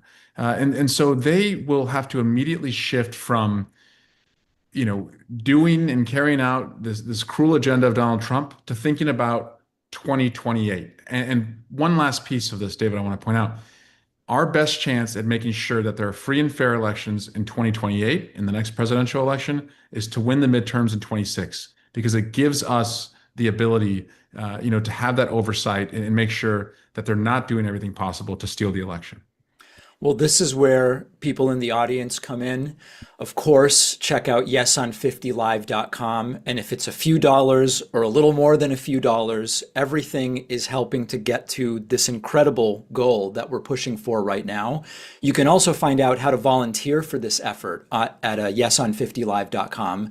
And in addition to that, it is National Voter Registration Day. And Congressman, it seems like every election cycle we have this conversation. If we could just get 3% more turnout from 18 to 29-year-olds, it's over. And sometimes there's a little more turnout, sometimes there's a little less turnout. But one of the incredible opportunities in the United States is that because voter turnout is habitually so low in midterm elections and in off-year elections, that movement that can inspire just a few percentage more points of turnout has an outsized opportunity to really win big. And so the voter registration part of this, I think, is huge. It's so important, David, because it also gives us a jump on the midterms, right? And so it's exercising our democratic muscles, so to speak. It's giving agency to people who have never participated before. And it's not a dry run because there are real stakes for what happens, this upcoming special election. But it essentially, it's a playoff game before the Super Bowl next year. I also just want to, put in perspective what it means to win, aside from, getting the 5 seats and countering what Texas is doing. I think in politics, just like sports, momentum begets momentum. So think about this. We go to the ballot box on November 4 to pass Prop 50 in California, and we win. And Mikey Sherrill wins the governor's race in New Jersey. And Abigail Spanberger wins the governor's race in Virginia. And that's a flip for us going from red to blue. And the 2 Democratic judges on the Pennsylvania State Supreme Court win. Those are 4 big races across the country. If we sweep those 4 and we can win each of those, that's momentum, baby. That's going into the midterms with wind at our backs. It's confidence that we need, a boost that's so needed after the demoralizing election in 2024. And also on the other side, what this will mean on November 4 is vulnerable Republicans in the House and the Senate will think twice about whether they even want to run for reelection. So it could put even more seats in play. It would demoralize their donor base, it would demoralize their voters, and it would create a sense of inevitability.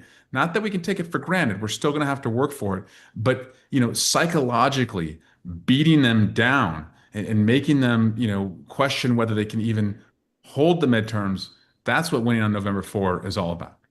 Well, the opposition knows what's at stake. They are able to pour nearly unlimited money into trying to defeat Prop 50. They know if they can get away with Texas but stop California, it puts them in a position to take that momentum that you're talking about. So make sure to check out yeson50live.com. You can learn about volunteering.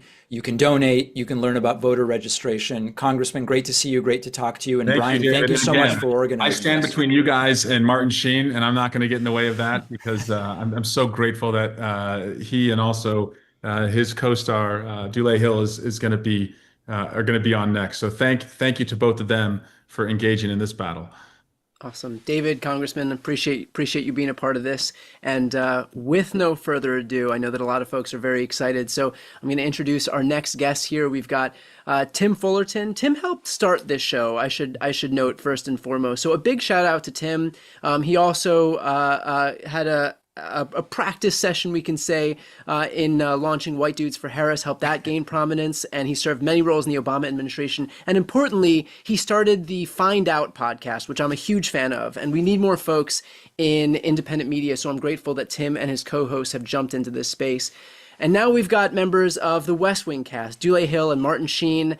I know that for so many people watching right now, you both are the platonic ideal of what politics can be. And most importantly, thank you for staying engaged and involved, because it would be really easy to just, show up on set, do your thing, make a great show, and kind of step back and fall back into, just having been an actor. But the fact is that you're using your voices now for to stay engaged in this political process. And so, on behalf of myself and everybody watching, thank you so much for doing that. And looking forward to the conversation here.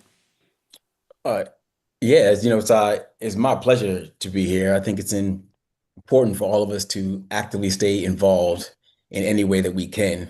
Because when we take our eye off the ball, we take our eye off the prize, then you see what can happen, and it can happen swiftly.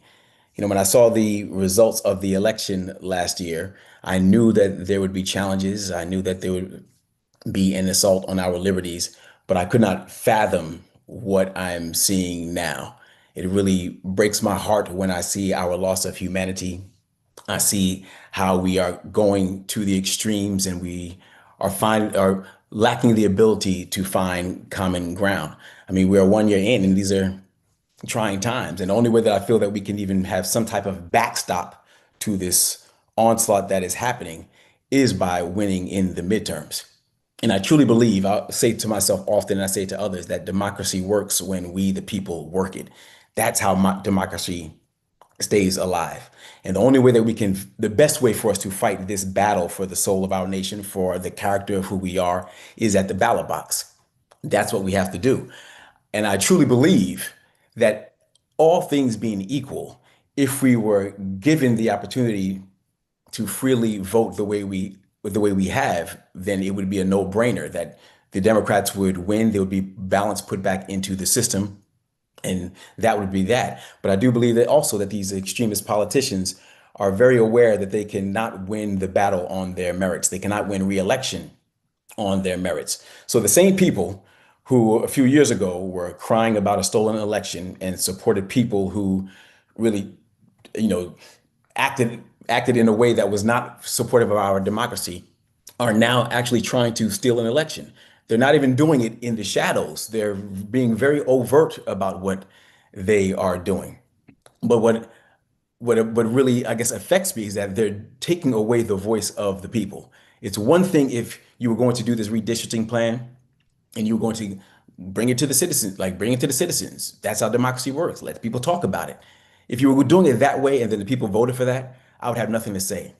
But the fact that they're doing it in the dark rooms of the legislatures across the country, at least in Texas now, and attempting to do it in other places, that is where I think is a line too far. And I appreciate what the governor of California is doing, what the legislature here is doing by giving us the power to have our voice be heard, by giving us a way to be able to stand up for ourselves, and by giving us a pathway to be able to keep our democracy alive. And that's the main reason why I'm here, is to play my part. I always say if I can get 1 billion people to move 1 billion stones, then we can move a mountain.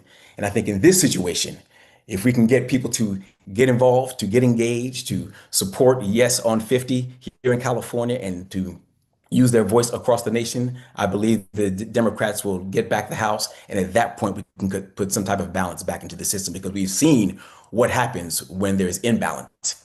And right now, it is all out of whack, and there's too much extremism happening in our politics right now. So that's why I'm here, and I'm always down to support in any way I can. Well, thank you, Dule, and it's all of that was really well said, and I think it's a really important thing that you mentioned, which is, Texas did this behind closed doors. The Trump administration called Governor Abbott's team and said, "I need you to find 5 seats." He actually said it. "I need you to find 5 seats for me," and then they did this unilaterally. And I think that's why it's great that we're doing it, and the way Governor Newsom's doing it is the way to do it, with a people-powered movement. And so I want to turn. So I think everybody on this call probably would prefer our new next guest to actually be the president of the United States at this moment. We have Martin Sheen, who has, I think, played a president twice and has been a chief of staff once, and actually has been, I believe, arrested more times than Donald Trump, but for very good reasons, standing up for what's right. So, Martin Sheen, thank you. It is an honor to speak to you. I would love to hear from you about why voting yes on Prop 50 is so important. Well, thanks. Can you hear me? Yes, we can. All right, good. Yeah. Renee left the room. My engineer here is my daughter who runs this machine. Frankly, I don't own a computer, and I don't even know how to turn it on if I did have one. So I'm counting on my family here, as Dule well knows. Good to see you again, Dule. Thank you for including me in this effort. I've been involved in supporting liberal politics, democratic politics, specifically with the possible exception of John Lindsay when he ran for mayor in 1965 in New York. I supported him, but also that same year I supported Bobby Kennedy in his race for the U.S. Senate. And so this is not, unusual for me to be involved in not just in democratic politics, but in peace and social justice issues, because I can't really separate them. What our governor here in California so bravely did was to stand up to the landslide of effort and lies that are pulling the Constitution and the Bill of Rights down the tubes. And so our effort is to put a stop to it and to retrieve as much as we possibly can. I've never seen it this bad in my life, frankly. And, we've been watching the opposition to Proposition 50 on every local channel we have, and some of the streamers as well, ads against us voting to vote no on 50. And their reasoning is that it's undemocratic to gerrymander here, and how dare we do this? Why we should stand up as patriotic Americans and stop this. There's not a mention of Texas or the possibility of Missouri or Ohio, God forbid, my home state, or Indiana. And so we have to, we can't always choose our fights. Very often we are called to fight in foreign lands with unfamiliar ground, and this is one of those times. We've never been in this situation before. I've watched this administration. I was watching Kash Patel being drilled by our good senator from California today, and I don't know if any of you saw the exchange between the two of them. It made the national news. But that level of ahead of the FBI or any of the other agencies is astonishing to me. there is no possible way that any of these people at the head of any of the cabinet ministries that we have right now would ever make it in any other administration but Donald Trump. And when they look at each other across the room, around in the cabinet room, and they look at each other, they don't see anyone on the other side, back and forth, that is better than they are, is more heroic, has more courage.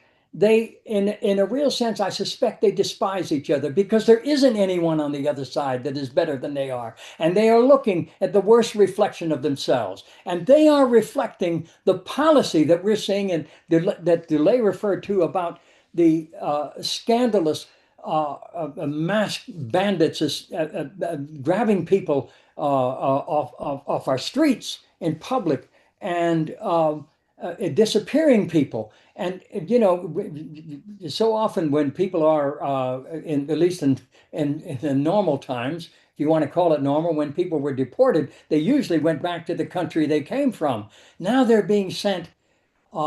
Basically, they're being punished because very often they're being sent to countries that have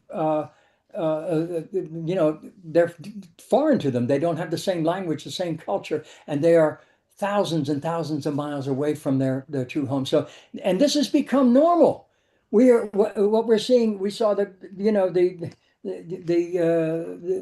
when the Marines marched through our downtown park, it was literally a walk in the park. There was no reason for them to be there. It is all that we're seeing is a reflection of a strong man trying to get a grip, and it's slipping out of his hands. Chicago stood up and said, "No, please don't come here, and we're going to give you every reason why. We don't need you. We've got good law enforcement. We've got good sanitation care here. We've got good health care. You're not needed here. Please stay home. Look after your families and your states." And so we don't have any choice but to go in the direction that we're being called by Governor Newsom. And I dare say, and maybe I shouldn't say this offhand, but I think this move was his declaration for the White House. I think he's going to run, and more power to him, and he will have this to his credit. So I'm urging people that to deal with what we have, not with what we wish we had or what we had in the past, but what we have now, which is this opportunity to stop this basic thievery. Thomas Paine said the rights of man are not given by the gracious hand of any state, but must be protected therein. And this is where we have to rise and embrace our Constitution and bring us all together with what really is at stake. We're facing an out of control, chaotic madman who wakes up every day and thinks of a different level of chaos, and his cabinet members, all the people in his administration pick up the lot and they carry it out, and they are all a reflection of him. But I think we're better than that. And I think we can build a better future, and we can end the chaos and end the despair and the feelings of that we don't have any power left. Look at Chicago. Just this week, the madman turned around and said, "Well, I guess I'm not welcome there. Let's find Memphis. Oh, yes, of course, Memphis. I can do well there. Well, let's see what happens." But what Governor Newsom has done here in California has struck a chord. It has lit a candle in this darkness. And I pray and hope that people see what's possible and that we can turn this thing around. And this is one very important issue for the whole country to look at and to follow. Yes, on 50. Please, God. Yes. Well said. And for those of you who haven't donated yet, which I don't know how you could not donate after listening to that, please go to yeson50live.com. Push us over the 300,000 mark.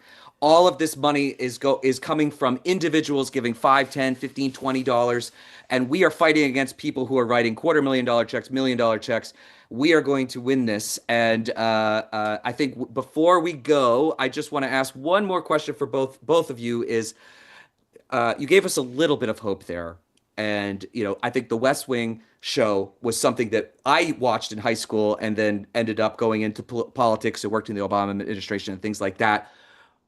Leave us with something, Martin, you left us with something really hopeful and powerful. Dule, I want to give it to you the last bit because I know we got to bounce because we've got Congressman Raskin and Congresswoman Crockett on, who, by the way, if we win this ballot initiative, they're going to be the ones subpoenaing, and they're the ones that are going to be asking questions of the Trump administration. So, Dule, I'm going to give you the last word. Well, I'll say this, the power is in our hands. There's nothing that, if a bunch of people get together, there's nothing that we cannot overcome. I said before, 1 billion people to move 1 billion stones, then we can move a mountain. And even in these dark times, when the cloud is hovering above, the clouds of extremism, the clouds of hate, the clouds of division, just beyond those storm clouds, the sun is always shining. So if we can just keep preaching, keep putting one foot in front of the other, keep our eyes on the prize, I know that we will be victorious. America always has, America will now today, and America always will in our tomorrow, as long as we stay engaged. So let's vote. I would only add just very simply that fear is useless. Faith is necessary. Yes, on 50. Awesome. We'll leave it there. I was The trying a president bit. has spoken. I was going to say, I was trying a bit where I was standing. You can't really see it in the Zoom, but I was about to say, in this building, when the president stands, nobody sits. Okay. What's next? That was also my nod to you. Thank you all for the time tonight. We appreciate it. And Tim, thank you so much. Appreciate it too. You're very welcome. Thank you so much. All the best to everybody. Best. Very excited to have our next guests. We have Adam Mockler, who I could not be more grateful for Adam Mockler's voice in the independent media space. He's one of the biggest voices of Gen Z. He specializes in the rapid fire deconstruction of Republican arguments. If you've been on TikTok, Instagram Reels, on YouTube, you have seen Adam. And thank you so much for the hard work and being such a relentless voice for the left in this independent media space. I'm also very glad to introduce Congressman Ted Lieu and Congressman Jamie Raskin. Ted Lieu represents California's 36th congressional district. He was my congressman for a hot minute out here in California. He has been an outspoken opponent of the overreach of this administration, and also, I should note, someone who is arguably the first Democrat to embrace independent media. I'm sure if you were on Twitter in the OG days before it devolved into what it is now, you know who Ted Lieu is. So thank you for being an early supporter of this space. And of course, Congressman Jamie Raskin is from Maryland's 8th congressional district. There is no one more clear-eyed about the threats to democracy than Jamie Raskin. You have been an absolute hero for democracy for years and years and years. I know that if for so many of us watching, if we genuflect at the altar of anyone, it's you, Congressman. So looking forward to your conversation, and Adam, take it away.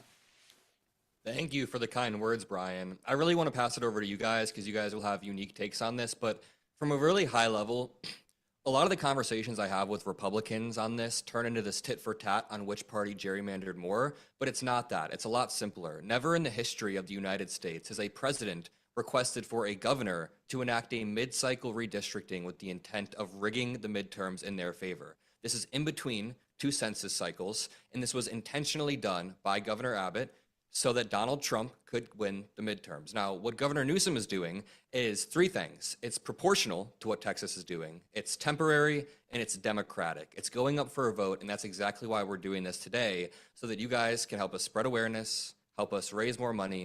And I'd like to pass it over to Representative Ted Lieu. Can you explain the stakes and why it's important to vote yes on Prop 50? Thank you so much, Adam, and it's such an honor to be here with amazing Jamie Raskin as well. And I know, Brian, you had mentioned our Twitter early on, so I just want to read this text message on Twitter, direct message, July 1st, 2020, from Brian to me. He says, "Hi, Congressman. I'm wondering if you'd be interested in being interviewed for my podcast and YouTube channel, and you know that you typically get 1 million views. You now have over 4 billion views, so congratulations to what you've built."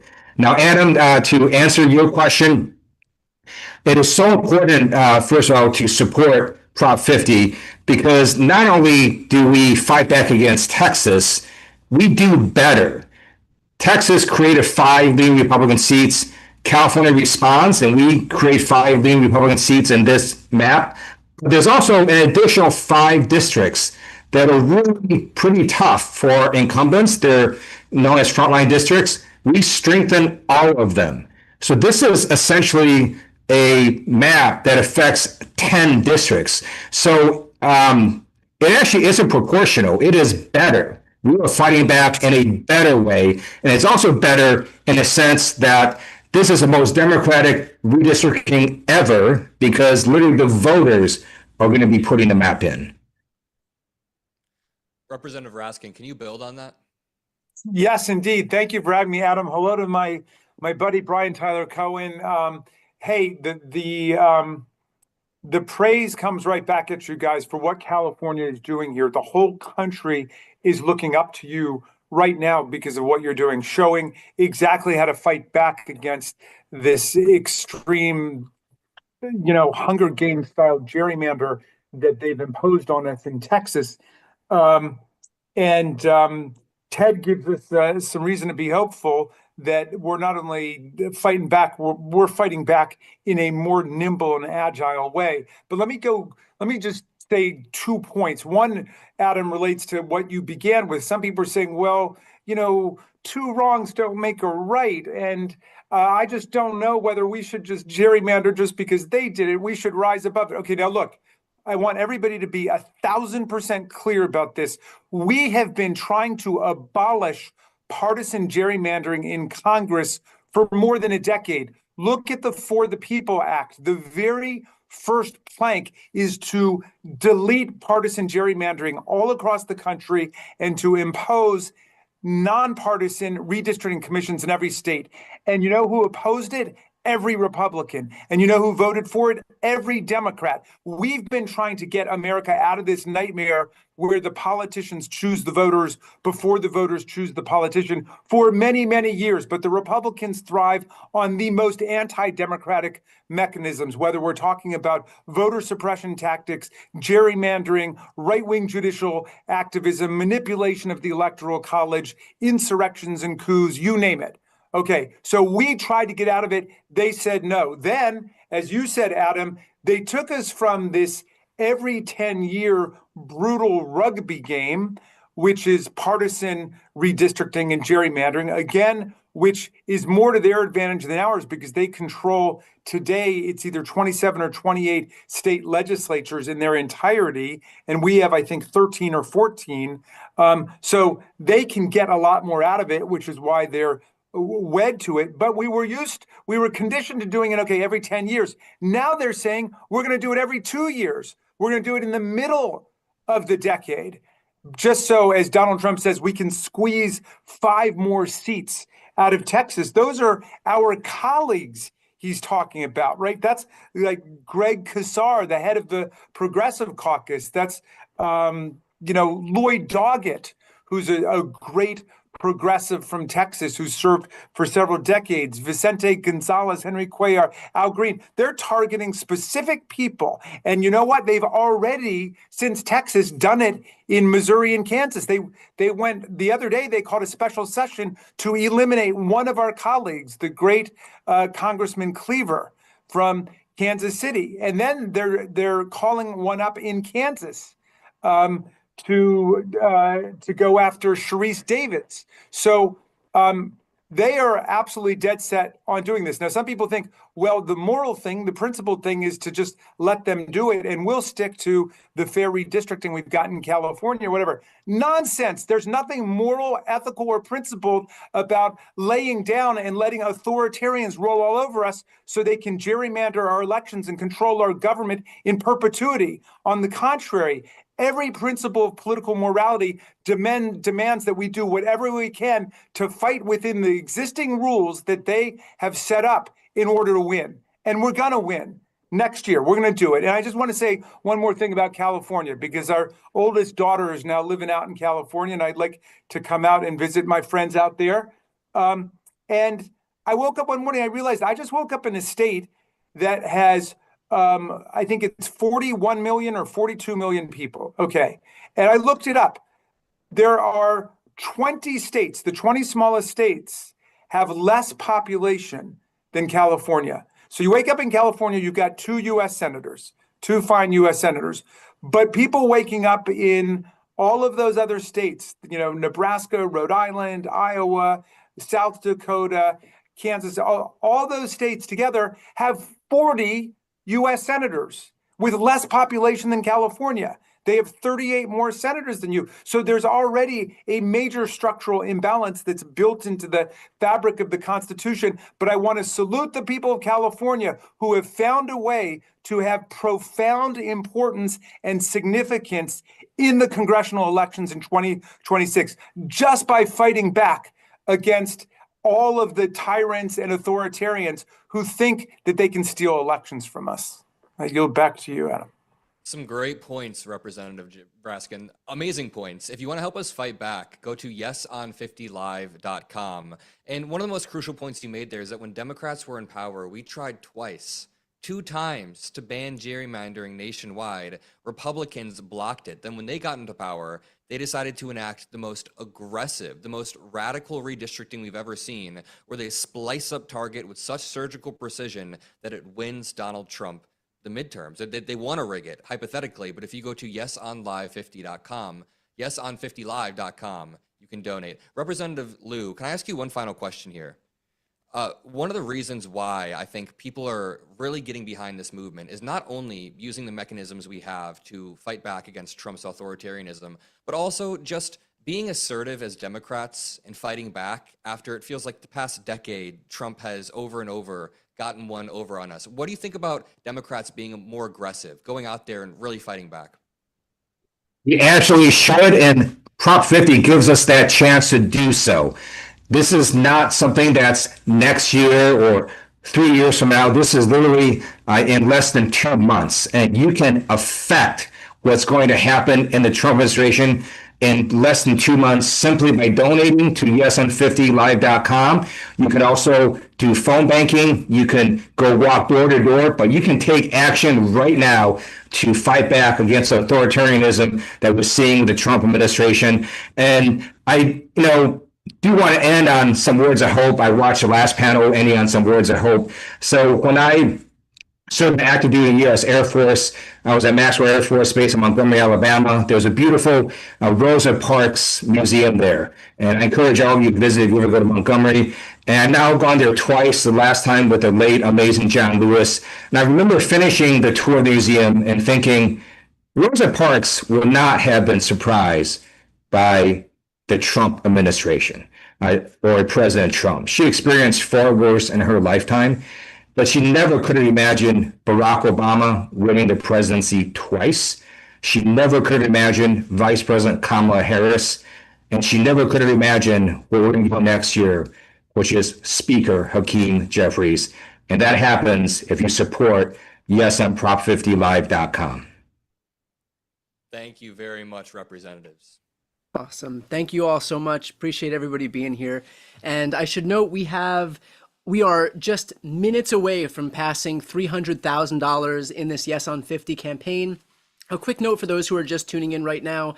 The reason that we're focused so much on trying to raise money here is because big moneyed interests across the country who are aligned with this Republican Party are going to pour money into this state because they know that if they can neutralize what's happening in California with this map redraw, then that clears the runway for them to be able to really have a huge advantage in all of the other states. And we're seeing that they're well on their way. They've gerrymandered these maps in Texas, got 5 seats there. They've done so in Missouri. They got a seat there.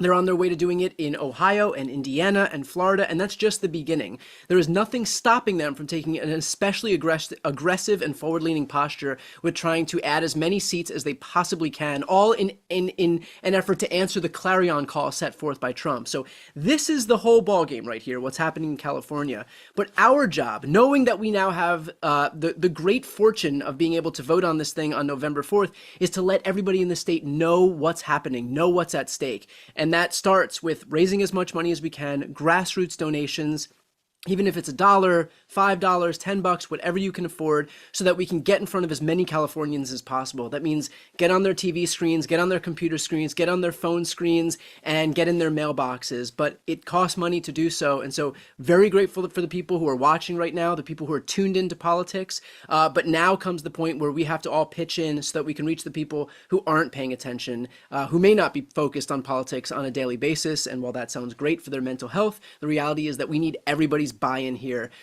in pushing this effort forward. So if you haven't yet donated, please go to yeson50live.com and give whatever you can. Okay, very excited to introduce our next two. We have Olivia Juliana. I first learned of Olivia when Matt Gaetz tried to mock her online, and she used his mockery to raise over $2 million for abortion rights. So what a badass move, and he's out of Congress, and so you got the last laugh. Juliana is a political activist, abortion rights advocate, and a strategist from Texas, so knows firsthand about all the bullshit that's going on right now. She was formerly the director of politics and government affairs at Gen Z for Change, and she's a dear friend of mine. Very happy to have you. And of course, a congresswoman who needs no introduction. Very excited to be introducing Representative Jasmine Crockett. She is one of my favorite people in elected office. She is a badass, a fighter, an attorney, one of the most dynamic and interesting and engaging voices that we have on the left. Could not be more excited to listen to your conversation here. Thank you, Brian. Well, Congresswoman Crockett, it sure seems like everyone's got something to say about our home, now don't they? Yeah, for good reason, though. It is a hot ass mess. But I am so thankful for California, and not only for the leadership, real leadership that we need in this moment, but also for the people. You know, this is something that is going to be people-led, people-driven, and ultimately the people will decide. And with everything that I've seen about the pushback that we are delivering to this regime that is currently in power, I am believing that the people of California are woke enough to know that it is time to fight fire with fire. And what that means for those in the back that don't understand my language, what that means is that if Texas is going to redistrict and gerrymander and also silence the voices of Black and brown communities, that California will also make sure that they give more voice to their constituents in the form of Prop 50. And so this is just in response to make sure that those bad policies that they are currently signing up for, that they actually have some accountability, because that's what democracy looks like. The final thing that I'll say, so that you can go on with your question, is that today was very interesting. It's always interesting on the Hill or a hot ass mess, either way you want to look at it. But nevertheless, so we're there and we were voting on a rule for a bill. And I was like, what's taking so long? Because I was ready to go debate the next thing. I just knew it was going to pass. They were going to vote it. But it wasn't. It wasn't passing. And in fact, this rule was going down and there were like 6 Republicans that voted with the Democrats. So I was like, well, who are the 6 Republicans? Well, of the 6, I think 3 or 4 were out of California. So we can see that even the threat of actually holding them accountable has made them start to shift how they're voting. In fact, they were able to get enough to switch over so that they could go ahead and pass the rule. But one of the loudest kind of upset people, Kevin Kiley, he did not change his vote because he plans to run. He knows it's going to be an uphill battle. And now he believes that he should be held accountable for how he votes. But my question is, bro, where have you been? Mm-hmm. You should have been voting in the interest of your constituents anyway. So I'll just leave it there. Right now, even without this thing going to the ballot, they are having an impact. Well, I'll say this, you know, behind me, I have portraits of Ann Richards and Barbara Jordan. And if you're watching and you don't know who they are, look them up. And it's because of women like this and women like you. I'm glad that you're on my side, because I was at the public redistricting hearings that were held here in Texas about these maps. I was at the one at the state capitol and I was at the one in Houston. And so I sat through 10 hours of public testimony from Texans all over this state who sat there and begged for our Republican lawmakers to have a conscience and to do the right thing. And they sat there, and I'll be honest with y'all, they didn't care. They didn't care. They had made their minds up before they walked into that room. And I think that you are the most uniquely positioned person in the country to really give people insight into what the Texas legislature looks like, what Congress looks like, and what this means for the rest of the country. Because not only are you a member of Congress from Texas, you had your district redistricted, but you were also a member of the Texas legislature. So what is the big picture here that people may not be understanding, and why is Texas so important in this conversation? Yeah, that's a very good point. First of all, my favorite organization is the Heritage Foundation. And usually I feel like Texas becomes the crash dummy for every single bad type of legislation that they want to try out throughout the South. And so this is no different, right? As it's already been laid out by my colleagues, that they started in Texas, but they were definitely never planning to end in Texas. And if anybody believes that there's something that California did that made them say, well, now we've got to do more, no. This was always their plan. The plan was to start in Texas, but then it was to move on to Missouri. It was to move on to Indiana. They even were trying to go after Clyburn in South Carolina. They're planning to go after Florida. They are trying to do this any and everywhere that they think they can get away with it. And so they wanted to test it out in Texas. That's number one. Number two, we literally have people that are elected to office that are supposed to represent the interests of the people that put them into office.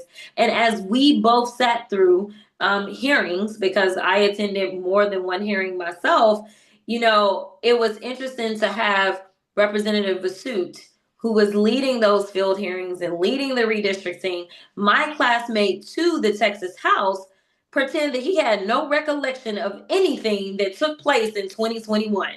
Now, listen, I've never professed to have the best memory, but I can remember like yesterday being on the floor, arguing with the Republicans, telling them that we had grown the state by 95% people of color. So the idea that we got 2 new seats because of the growth that Texas experienced, where we added over 4 million people over the last decade once we completed our census, and ultimately we got 2 new Anglo seats.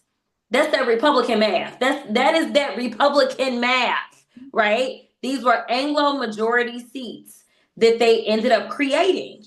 And they're just like, yeah, okay, it worked out. We added 180,000 Anglos in a decade. Each congressional seat is 766,000 people. So you tell me, in fact, that is a microcosm of what they are doing right now. You tell me how 180,000 people end up with 2 seats where they are the majority and the seats are 766,000 people. That is what they are doing. They are not only doing Donald Trump's bidding, but it's at the expense of so many communities that have already been disenfranchised. Texas has over 4 million African Americans, more African Americans than any other state. We had 5 African Americans that had been elected to Congress. When Colin Allred ended up running for the Senate, he was replaced by a non-African American, which is perfectly fine.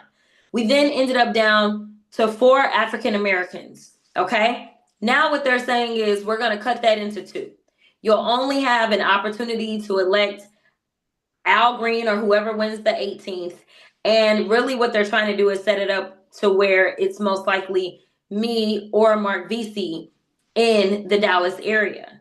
So you explain to me how on God's green earth, in a state in which Anglos were not growing at all, and we know that if we look at which group has the vast majority, not the vast majority, but has the plurality of representation, it's actually Latinos in the state of Texas. Latinos have the largest demographic in the entire state. Do they have the largest demographic of opportunities to elect people to Congress? Absolutely not. In fact, we are a majority minority state. We are 60-40. Yet somehow, after these maps were done, we're looking at having less minorities being able to choose their representation. So I want to say that this is bigger than my state, your state. This is about us as the United States and what it is that we are fighting for. There is only one side that is willing to stand up to this regime. There is only one side that is willing to conduct investigations. There is only one side that is willing to hold their incompetency and their feet to the fire. There's only one side. And so while people haven't started to feel the effects of being kicked off their health care, they're about to. While people may not have fully felt the effects of the increases in their utility bills, they're about to. while people already know that these tariffs are already hitting pretty hard, to the extent that they are shutting down our small businesses, and our farm bankruptcies are up 55 or 58%. Don't remember which one. Already, our farmers are filing for bankruptcy. Yo, like, we are in a crisis, and it is because the Republicans don't have a backbone. So it's time to make sure that we show them that the Democrats are ready to fight. So that means that California, we need you in this moment. We need your dollars, we need your time, and we absolutely need your vote. Yeah, and I'll close this out with this. In a perfect world, we don't have to do mid-decade redistricting. In a perfect world, partisan gerrymandering is banned. But also in a perfect world, women aren't losing their ability to have children because they're going into sepsis. And children in Texas are having books banned in their schools. These are the things that would happen in a perfect world, but we don't live in a perfect world. We live in reality. And so if you're not sure if you're voting on this for you in California and how this benefits you, well, it benefits a lot of people, and it benefits people like me, young people who live in Texas, where this is our reality every single day. And so you have a chance and an opportunity to not just set yourself up and your future for success, but for young people like me in this state of over 30 million people who just want the chance to build our own American dream. Perfectly I love put. that. Thank you both. I appreciate you being on. Olivia, Representative Crockett, thank you both for being here. And just one more reminder, this is something that I've done over the last few years, is kind of beg and plead for Democrats to be able to fight. And we have an opportunity here where we actually do have Democrats who are fighting back in California. And other governors and other states are watching what happens right now. And if we want other states, other governors to be able to step up in this existential fight, not just for the Democratic Party, but for democracy, then the reality is that we need to make sure that this works. We need to make sure that there is an incentive structure for other people to say, hey, if we put our necks on the line too, we know that our base is going to show up. We know that donors are going to show up. We know that the grassroots are going to show up. And so this is our opportunity right here to literally put our money where our mouth is, show some support for the spine that we're seeing from these California Democrats. So if you haven't yet donated to this effort, please go to yeson50live.com. Give a few bucks. Every little bit helps. We are fast on our way to $400,000 in just a couple of hours here. This is we're definitely hoping to get as close as we can to $1 million tonight. So every bit helps. Thank you so much. Okay, very excited to introduce our next two guests. We have a dear friend of mine, Jack Cocciarella, who is a progressive political commentator, and I know he's laughing because I'm having a lot of trouble saying his last name. It's the first time I actually ever said his last name out loud. But in my Nailed defense, it, Brian. In my defense, you guys look at Cocchiarella and try to do that. You without nailed any it. help. It just means you love me. That's it. I do. He is everywhere online. I am so grateful for his voice in this independent media space. He is one of the people who gets it beyond everybody else. So Jack, thank you so much for the work that you're doing on a daily basis, helping make our independent media ecosystem stronger and stronger every single day. And now we have our first Gen Z member of Congress, Congressman Maxwell Frost. Congressman, my only hope is that the next generation of Democrats, which I hope we see start to happen in a big way in 2026, that they look a lot like you. So thank you for being fearless. Thank you for being outspoken. Thank you for being a leader, not just among folks in your generation, but in the party more broadly. So go ahead. I'll let you guys take it away from here. Absolutely. Thank you, Brian. You're an inspiration to us all. And maybe we're breaking a little bit of news here. I think I said this in our last interview, but I am with my member of Congress. So that makes me very excited. We know the facts of this case. We know the facts of what's happening right now with this administration. We are seeing a rise in a crisis of affordability. That's a fact. There's more law breaking under this administration than ever before. We know it's a fact that Donald Trump, Greg Abbott, they want to disenfranchise Black and brown voters around the country. But I want to talk about feelings real quick. Congressman, how would you feel to make this guy right here very, very, very sad? How would that make you feel? Because I think that's important. Yeah, I think it is really important. People know it make me feel amazing. And this is actually part of the reason we need to win the majority, because I promise you that one of the first people to receive a subpoena will be Stephen Miller. Hell yeah. This guy is one of the most evil people, not just in government, but in this country. And we need to hold him accountable as well. And his suits, they don't fit at all. He looks terrible. I think it's because like the fabric is repelled by him. Like there's just got to be something about Stephen Miller. I also just looking at him. We don't need to like trash him personally, but I think we can. I bet he just doesn't smell great either. But of course, Republicans aren't just focused on Texas. This fight has spread, or I guess it's not a fight. We're taking on the fight. What they're doing is a little bit different, but we certainly know that it wants to spread across the country. Ron DeSantis, certainly someone not new to falling in line with Donald Trump and getting embarrassed because of it. How are we going to make sure that this is a tone-setting moment in California, telling the rest of Republicans across the country, hey, if you, I don't want to say it, you fuck around, you find out? Well, yeah, and for people who don't know, of course, they're moving forward with Texas. They're trying to figure out other places they can do this as well. They're moving forward with this in Florida as well. And we have pulled it across the entire state. Democrats, Republicans, independents come out when they're asked, are you in favor of the state of Florida redistricting to help Donald Trump get a majority? They say no every single time. And so part of what we're looking to do in our state is make sure that people understand what they're trying to do. And you brought up DeSantis.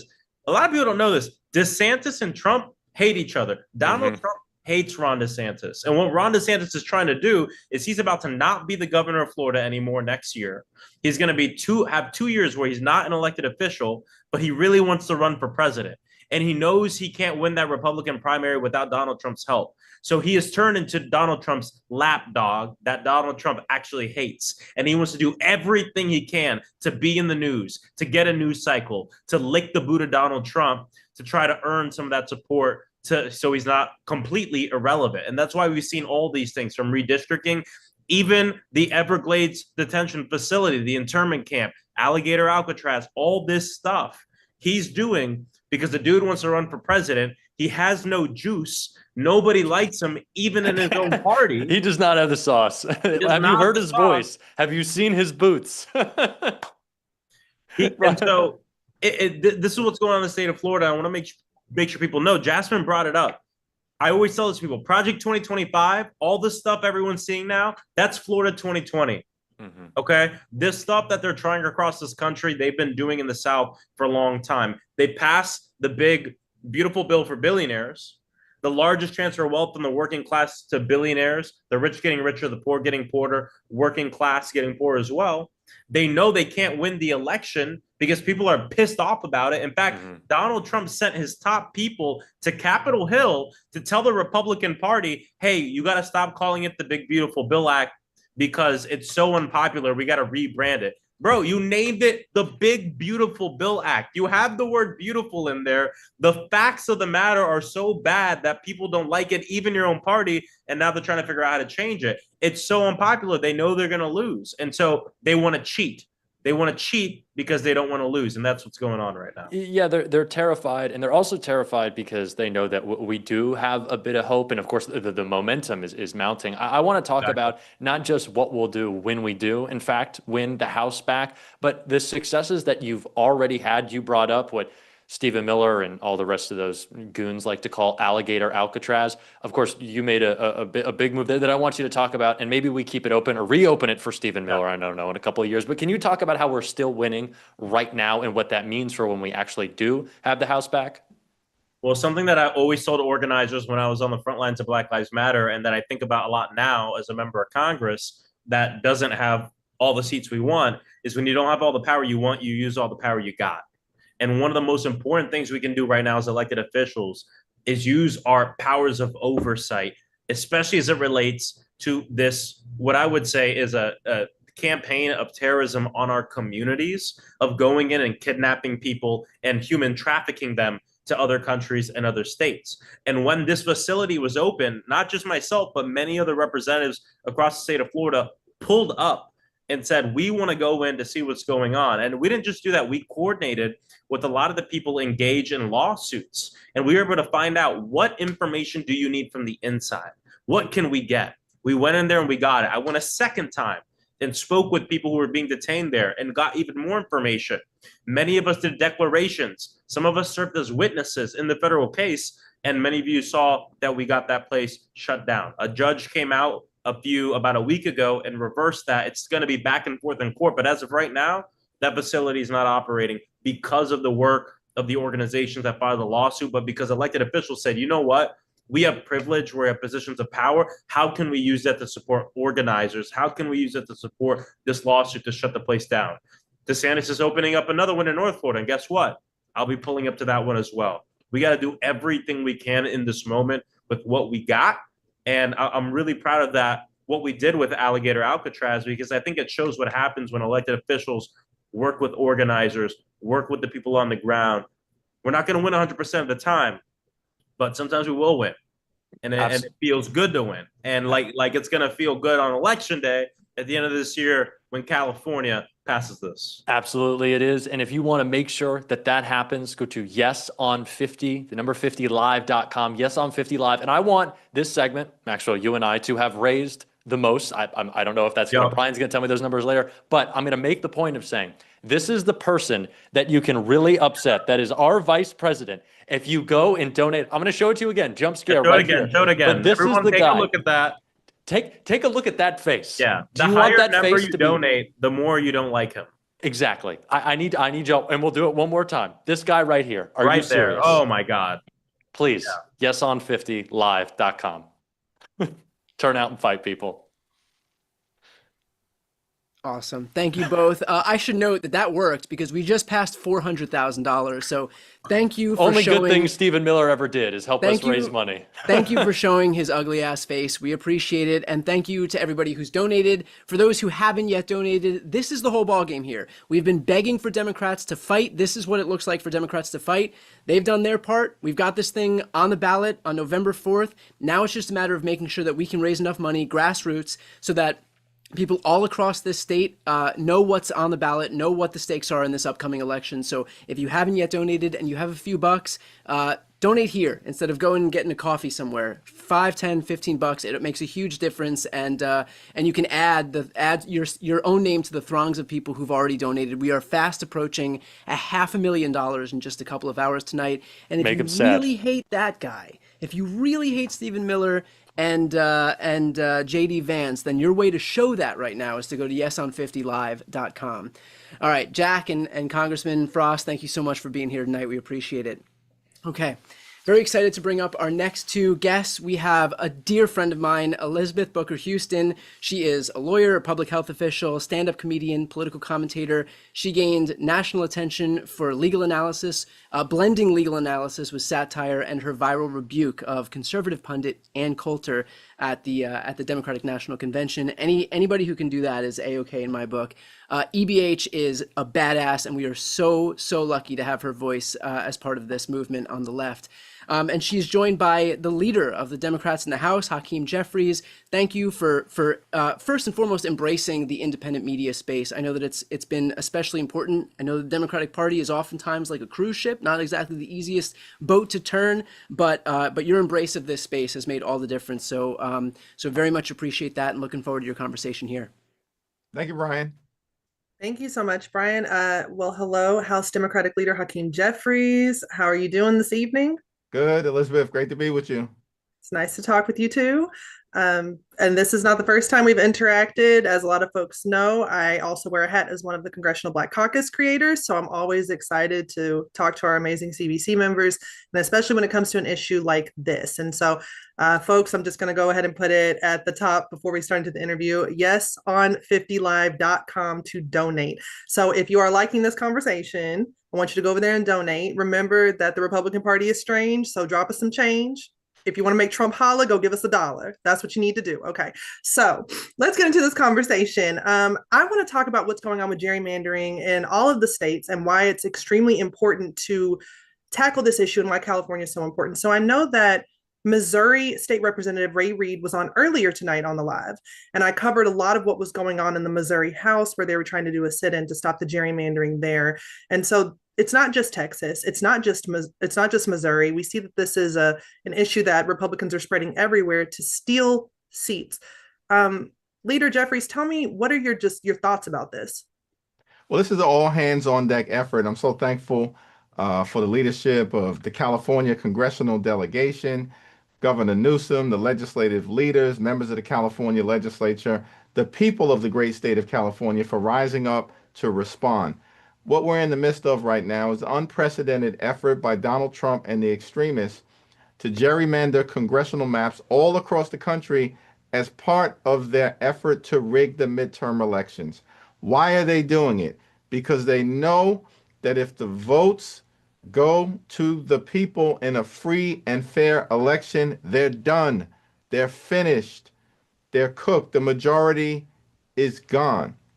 And so they've embarked in this unprecedented effort to try to mathematically stop us as Democrats, more importantly, stop the people from throwing them out of office because of their failure to deliver on their core promises of making life better for the American people and lowering the high cost of living. And instead, what they've done is to rip healthcare away from everyday Americans, steal food from the mouths of children, and in the context of their one big ugly bill, enact massive tax breaks for their billionaire donors. So they know they've got zero track record to run on. They are actively doing harm to the American people, and they only have a 3-seat majority.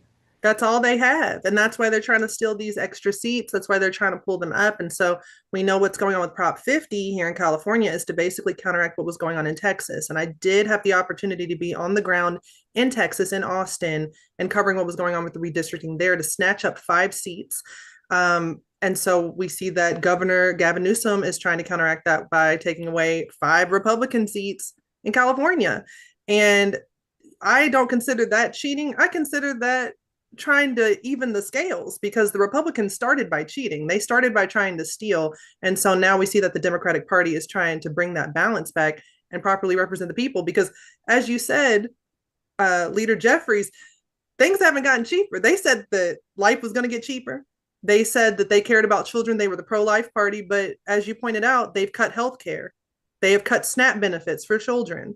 They have not made good on any of the promises that were part of that campaign. And we're seeing this pushback, not just here in California. I think it's important for us to talk about how this is also going to set a standard for other blue states and governors in blue states. I had the opportunity to interview Governor Wes Moore, who was my governor in Maryland last week.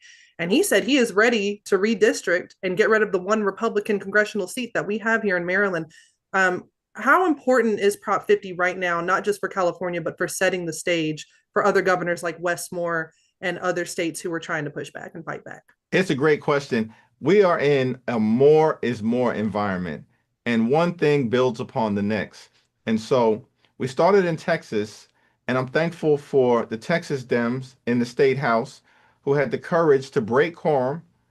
And I visited them in Texas before they left, and then spent time with them in Chicago during the quorum break. And part of the reason that they took that extraordinary action was so that they could raise awareness about this national gerrymandering scheme that Republicans were engaging in to try to rig the midterm elections and to inspire action in other places. And then the baton was passed to California, which is why it's so important. Yes, on Prop 50, stop Trump from stealing the election. And what the people of California do, we've got to win this race. We need the resources. Republican mega billionaires who want to buy this country are going to try to buy the election. Now, Leader Jeffries, hold on, because they said they were for the people. Are you telling me they're for the billionaires? Because that doesn't sound like what Trump and them were promising, though. I mean, they lied. This is what they do for a living. This is not a government, a country of the people, by the people, and for the people that Republicans are delivering. It's of the billionaires, by the billionaires, and for the billionaires. We saw it on day 1 of his presidency. It was like a supervillain convention that was gathered in the Capitol. It was insane. And then they embarked on this scheme, the one big ugly bill, to reward their billionaire donors by taking from everyday Americans, including ripping healthcare away. So that's why, it's going to be important for us to decisively get this done in California. Make sure that whatever has been done in Texas, and we're challenging those maps because we believe those maps violate both the 14th Amendment of the Constitution as well as Section 2 of the Voting Rights Act, because what they did in Texas, these Republican extremists, is to racially gerrymander. And it's important to note that what you're supporting in California in Prop 50 is a forceful response, but it's also a response consistent with our values, because the California map that will be before the voters is in complete compliance with the Voting Rights Act. It's not any sort of racist practice. It's not discriminatory in any kind of way based on an immutable trait, as we know in our anti-discrimination laws. And I think that's a great point that you bring up that people need to understand. And I'm just going to do another plug in the middle of this interview, y'all, because look, if the Republican map start making any sense, y'all need to donate your cents. So I need you to go ahead. I need you to go to yeson50live.com and make your donation. And I think we're kind of getting toward the end of our time here. But I will have just one more quick question for you. I want to know, what do you think, if we can actually go ahead and turn things around for the midterms in 2026? Because we talk a lot about the negatives and what we're fighting against. Tell people what we're fighting for. What can the Democratic Party do in 2026 if we are able to flip the House, flip the Senate? What can we give to the American people? Well, our message to everyday Americans is simple. We hear you, we see you, we feel you, and we know that you deserve better. And what we want to tackle on your behalf, one, the high cost of living is out of control. We have to lower the high cost of living in the United States of America on all the things to make sure that people can actually live the American dream, live the good life, good paying job, good housing, good health care, good education for your children, and a good retirement once you work hard and play by the rules. But the problem is far too many people are doing those two things and can't get to the American dream. The system has been rigged against them. We want to unrig the system. We want to fix our broken healthcare system, and we want to clean up corruption to actually deliver a government that makes life better for the American people. That's what you deserve. You clearly deserve better. Well, y'all heard it here. We want to make sure you have health care, you have education, you have scholarships, you have funding for your schools, you have housing you can afford. And I just want to thank you so much to House Democratic Leader Hakeem Jeffries for taking the time to lay it out for the people. And thank you, Brian Tyler Cohen, and of course to Governor Gavin Newsom and his team for having us on. Just a reminder again, go to yeson50live.com to donate. Awesome. Thanks, Elizabeth, and thanks, Leader Jeffries. We appreciate it. Now comes the point in the evening where I shamelessly trot out my dog. And if you're not going to donate for democracy, then at least do it for this 14-year-old dog right here. If ever there was a reason to open up your wallets and just make a little, surrender a little contribution, it's for this guy right here. I should also note that we are well past $450,000. We're making our way up to 500 grand right now. So if you have not yet donated, please help us reach this milestone of $500,000 in just a couple of hours here, as my dog very quickly sprints out of the room. Okay, very, very excited for our next couple of guests here. We have Lysandra Vasquez, who is a Puerto Rican-born, Atlanta-based stand-up comedian, actor, activist, and creator. I recently started following her. She is legit my favorite new follow on all of social media. I love following you. Congratulations on your explosive growth online. It could not be more deserved. So thanks for what you're doing. Thanks for giving everybody a little bit of comic relief as we descend deeper into the hellscape that is our politics today. She will be joined by Congresswoman Latifah Simon, representing California's 12th Congressional District.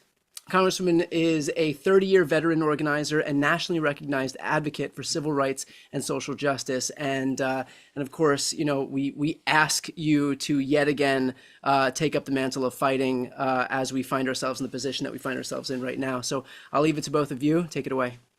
I'm here for it. Lysandra, how you doing? Hi, thank you so much for being here with me. Rep. Simon, I wanted to ask you about the gerrymandering stuff first, but you know what? everybody's pretty much covered that. I want to talk to you about your district. Your district is in Northern California, and it is extremely special because it is Oakland. I lived in California for 13 years. So I know Oakland, I know Berkeley, I know that area, and I know it's extremely diverse. Yeah. With your district being up there and the increase of the dangerous rhetoric for Black and Brown people and for immigrants, I know that that impacts your community just so much, just as it impacts the rest of the country. So in times like this, I feel like we need to come together. And with what's going on, it feels kind of hopeless for us, the Black and Brown folks, and anybody that's marginalized. Why do you think that people of California, of the Bay Area, should be getting up, and literally anywhere in California should be getting up and voting yes for Prop 50? I appreciate, first of all, so awesome to meet you. It's amazing to be on this call tonight. I'm actually not hopeless. I actually have a lot of hope because we have this opportunity with Prop 50. I'm a new member of Congress. Many folks know that, for 30 years, literally since I was a young woman, a teenager, I've been organizing all over California and throughout the country, repping for young single mothers like I was one. I am a widow, I'm disabled. And as a Black woman who understands really the intersectionality of how we all move forward, Prop 50 is an opportunity. And I want to be clear. This is not politics as usual. Prop 50 is about survival. If we lose, and I am always half full, right? But if we lose, there's no movement. I want to be clear, being a new member of Congress, I'm clear, I'm on that floor every single day. There will be no 2026. Every struggle, every civil rights struggle, our workers' rights struggles, the fight for women's rights, the ADA, the love for our immigrant communities, it depends on us keeping the ground that we have already won. I got to tell you, we're talking about an administration in 8 short months who has ripped you and your grandmother of Medicare, lessened food benefits for poor families, has ended clinical trials at second stage for children fighting cancer. This president, and I'm in here, sis, this president is hell-bent on stripping our folks of every single hard-won fight and right that we have bled for. So it's more than gerrymandering.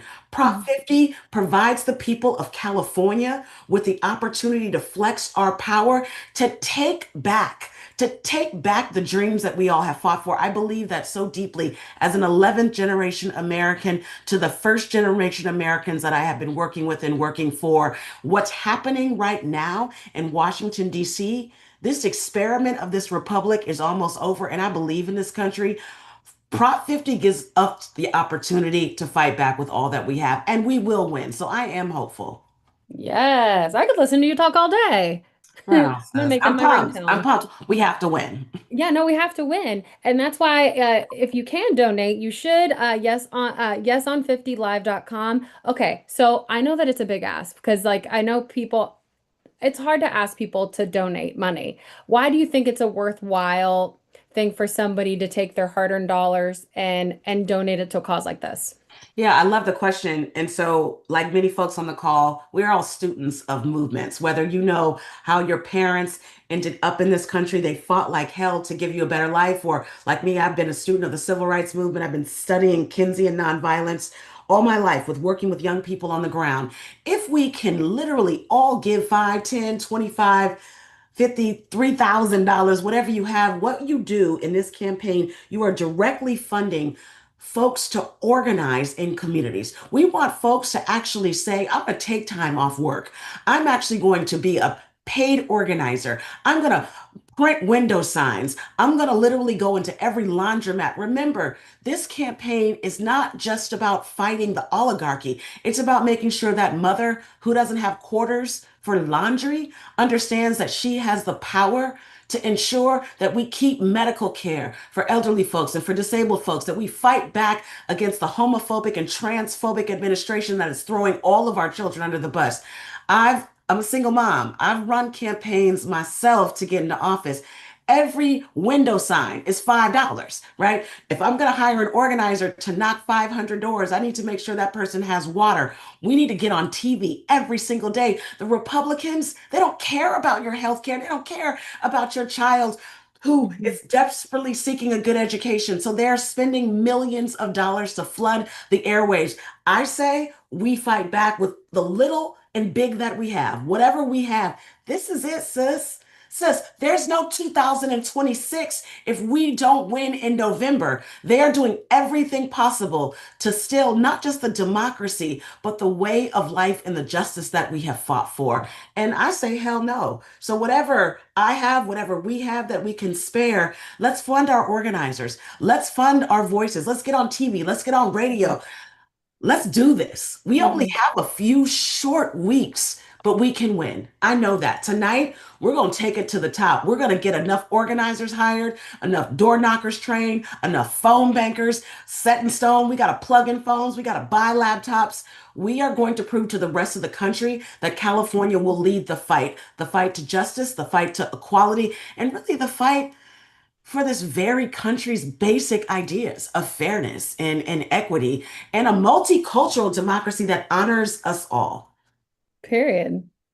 Right? Yes. I Amazing. think so. Well, okay. So I'm amazing to all of that. I am a comedian, and so I like to focus on putting a little bit of joy in our daily lives. And I feel like Let's what makes go. us special is that we are able to laugh in the face of darkness, and we do see light even though things might look so dark. Yes. So Yes. what do you have any final words as we're going to be wrapping up here soon, like on what, because I feel like this is going to help the black and brown people specifically, if we can come together and we can like focus on the fact that there is hope and that we can that we are more alike than we are different. So what is something that you would say to those people specifically to get them out and get them to come together? First of all, you said it.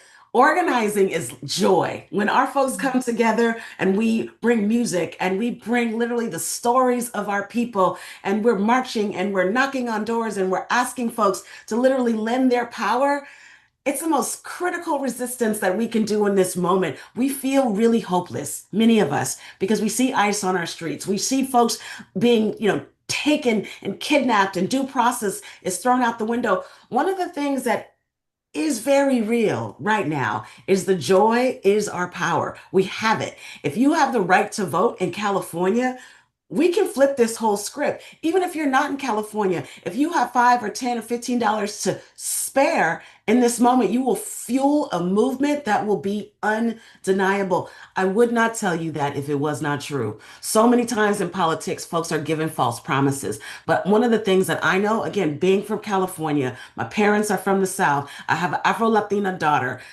our lives are on the line. And so let's smile, let's sing, let's march. We can weep later. But right now we got to organize. All right. Thank you so much, sister. Nice to meet you. Thank you. And everybody, yes, on 50 Live. That's where you find it. Awesome. And I should also note that we have surged past the 500,000 mark. So thank you to everybody who's donating. Please, as we head toward the end of this broadcast, please continue to donate. I should also note that one of the comments that I came across, David Daniels, I'm reading the comments. I know what people are saying, and I was told, and I quote, that there would be a $50 donation if I showed the dog again, and I am not above shamelessly whoring out this sweet, sweet child who wants nothing more than for us to surge past $600,000 in donations tonight for yeson50live.com. So you got to bring him out on the campaign trail. That's right. What's the name? That's right. Don't do it for me. Do it for him. Do it for it's his future. Amazing. He's one of the young people in this country that we need to to protect here at just 14 years old. So, okay. Thank you both so much for your time tonight. Appreciate it. Very excited to ask our next guest to come in. We've got Avi Burns Tucker, who is a graduate of Southwestern Law School, works as a social media influencer under the name I Am Legally Hype. If you are not yet following her, you want to follow her. Trust me, she's gained over 500,000 followers across every platform by breaking down complicated political and legal issues. She's also a political correspondent with The Shade Room. So again, if you're not yet following, do yourself a favor and follow. And thank you for the work you're doing breaking this stuff down. I know it is a Herculean feat task that you've taken on. And she's joined by two amazing fighters for democracy. We have Representative Kamlager Dove and also Representative Aguilar. Very excited to introduce you both from California's 37th and 33rd. Thank you so much for being here, for supporting independent media. Looking forward to the conversation. Yay, I'm so excited. I'm excited to be joined by you both. Okay, Representative Kamlager Dove and Representative Aguilar. We got California in the house. Okay, baby, because y'all already know when Republicans go low, baby, in California, we get ready to squabble up. Okay, and we got two representatives here that are ready to fight for you. And fight we gonna do, because I mean, I know y'all seen my homegirl Liz earlier. I don't know if y'all seen her, but it's upsetting me and my homegirl, okay? Because if you can't go to California to fight gerrymandering, where can you go? Where can you go? So let's get into it. I'm excited.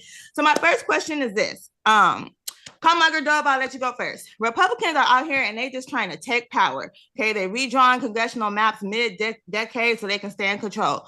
So first tell us, why the hell are they doing this? Then talk about what exactly is Prop 50. And then we're going to go into why Prop 50 is the perfect clapback for all this that's going on. Back in the House. So, why are they doing this? They're doing this because they know they're going to lose in November, right? First, they did this $4.5 trillion tax cut for billionaires. They thought, oh, okay, people were going to be asleep at the wheel and be okay with that. Then we saw eggs started costing $15 a dozen and they were hard to find in the grocery stores, and gas was going up too. And then they said, well, we're going to have to pay for all these tax cuts by cutting your health care. So we had $770 billion cut to Medicare. We've seen cuts to Medicaid in the state of California, shutting down and firing federal departments, firing federal workers, shutting down USAID, which is as much about foreign aid as it is about making sure that our farmers, California is a farming state, are being able to get these contracts. So all of it's going to hell in a handbasket. And the American people started waking up and they were like, oh, homie is not playing any of this, because this man ran for office to make the cost of living go down, not to have it skyrocket and then have all the money go into his pockets, because he's so, confused that all he wants to do is put more golden candelabras in the White House and then lend these arbitrary tariffs around the world so that we as consumers have to pay more. So he said, hey, 26 is coming up. Folks are waking up to the game. They might vote some of these Republicans out of office because these Republicans are not listening to the people. So let me call my governors in these red states and see which one will do what I ask. And what I'm asking for is more seats. I need more red seats. I want you to gerrymander. They still They're rigging it. And so who answered the call? Gregory Abbott. And he went into a back room, wheeled on in there, and without even consulting other Republican legislators, okay? That's how nasty they are. He redrew some maps. And in doing that, what he did was he's silencing voters in Texas. And he's erasing the possibility for people of color, Black folks, brown folks to be able to run for those seats. He is cutting off the pipeline at the local level because he's getting rid of seats at the federal level where folks would run. So, the bear was hibernating. We're trying to handle our own business, get these ICE agents all up out of Los Angeles, right? Make sure that folks can go to their jobs, go to their churches, go to their hearings without being snatched and kidnapped and detained and deported. But the bear woke up and said, I don't think so. And we came up with Prop 50. And, our Democratic caucus chair will, I think, share about, what Prop 50 is. But what we know, it's transparent. We know it's temporary. We know it's fair. And we know that it obeys the law. Did I set you up, Pete Aguilar? You did, SKD. Thank you so much. Good to be with you, AB. And just like Sydney said, look, this is California punching back, doing everything we can. And we know we have the winning recipe because this is transparent, as Sydney said. Texas and Greg Abbott just changed the system and try to steal 5 seats. We go to the voters and we created a map collaboratively working together to punch back, but we made it temporary. The independent commission that we like comes back in 2031. We respect the Voting Rights Act. We respect black and brown districts. And we make sure that we are meeting this moment and punching back appropriately. And so that's why we're transparent, we're fair. Because of that, we're going to have success with Proposition 50. Yes on 50live.com is where people can go to help out. 50yeson50live.com. Thank you guys so much for elevating this platform and for giving us this space to talk about this, because this is so incredibly important. We cannot let Republicans steal an election. I absolutely believe, and Sydney and I both subscribe to what Latifa said. This is about free and fair elections in 2026 and in 2028. And we won't have those if Republicans can consolidate power around these terrible policies and rig the system as they go each and every month. It's also about jobs. It's about healthcare. It's about having a future for your family. It's about being able to go to school and get an education. It's about not being afraid that all of the colleges and universities in your town are going to dry up. It's about knowing that you can walk outside your home and not be detained and deported, not be lynched because of the color of your skin. These are folks that want a national abortion ban. They are doing every single thing that they can to take us back to pre-Jim Crow. And I am not being hyperbolic. So it is about democracy, but it is also about the money in your pocket and your ability to earn and learn and have a family. And if folks don't want you engaged, if they don't want you to be able to vote, if they don't want you to have love for your country, then they have won. And we cannot let that happen. No way, not now, not ever. Okay, period. And with that being said, right, not only do we need y'all money, but we need y'all to pull up and actually vote, right? So turnout in special elections are usually pretty low, right? Especially in Black and minority communities. Rep. Aguilar, I think your district is something like 60% Hispanic and maybe about 10% Black. Rep. Kamala Dove, I think yours is something about 54% Black or Hispanic, about 20% Black, something right there. Why do you think Right. Why do you think it's so hard for us to get these people out, or get these people out to vote? Are we not communicating properly? Is it a failure on political leadership? Are we not meeting voters where they are? What do we need to do to make sure not only we get the money to make sure we're getting the message out, but we get these people registered to vote? Today is National Registration Day. Register to vote and out voting so that we can redistrict. And yes, on Prop 50, Rep. Aguilar, I'll start with you. Yeah, National Voting Registration Day. This is so incredibly important. I think the answer to your question is we have to inspire people. And just like Sydney said, we have to make this about the American public and what they benefit when we are able to govern. And when Leader Jeffries becomes Speaker Jeffries, we're going to be able to lower the costs of healthcare for people. We're going to be able to put more money in people's pockets. We're going to be able to clean up the culture of corruption that allows the president to trade in meme coins and the Supreme Court to run around and without a code of ethics or any principles at all. I mean, those are the things that we're going to be able to do when we have the ability to push back legislatively. But to Sydney's point, we have to make this and center this around the American public. And they are getting crushed by costs. They're getting crushed in this Trump economy. And we have to connect the dots and tell them why Yes on 50 is going to help them. And so that's the important piece. But we have to do more. We got to knock on doors. We got to reach people. We got to tell them this is just going to be a small ballot. We just need them to put in yes and send it back in. And because in California, We have an ability for mail-in voting that doesn't exist around the country. And we have a strong ability to allow people to exercise their right to vote. We need to make sure that they use it, that they use their voice, and that they do it. Around the country, people are waiting in lines for hours. We're making this easy for people. If you're working 2 jobs, if you're picking up your kids from school late, you don't have to make that choice whether I'm going to pick up my kids late or go to vote. You can do it in the comfort of your own home, and you're going to have a ballot at your home in just a couple of weeks. All right. So y'all going to the projects with me, right, to get them folks registered to votes? Yes, queen. Okay. That's what I'm talking about. Now, here's the other thing. So the message is going out from the other side, right? I didn't see the commercials. I was at my granny house this past weekend. Actually, my granny in your district, Aguilar, my granny out there in your district. I was at her house. Because I don't got cable at home. Okay. Yeah. My granny and them got cable. So they seeing the messages, right? And some Republicans are out here claiming that Prop 50 actually hurts democracy and strips the power from voters. Tell us why they lying, Kamala Dove. Well, I hate to say it, but right now they're lying just because they're Republicans and they're scared to tell the truth under Donald Trump. It just is what it is. And so we have to bring courage back up in here into this fight, and Democrats have the courage because like I said, we weren't trying to do this, but we have to do this. We have to do it for Texas. We have to do it for Missouri. We have to do it for Indiana. We have to do it for Florida. We have to do it for Ohio.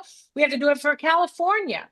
You know, they have more money. We're doing this telethon like World Aid. This is World Aid for Democracy. Okay. Because we need to raise this money to get the information out. A single issue ballot in November when you're already tired from 2024, that is a heavy lift, okay? We still got the 92% out there. Folks are like, all these maniacs up in Congress, it's a circus. I'm a check out. But we have to check back in.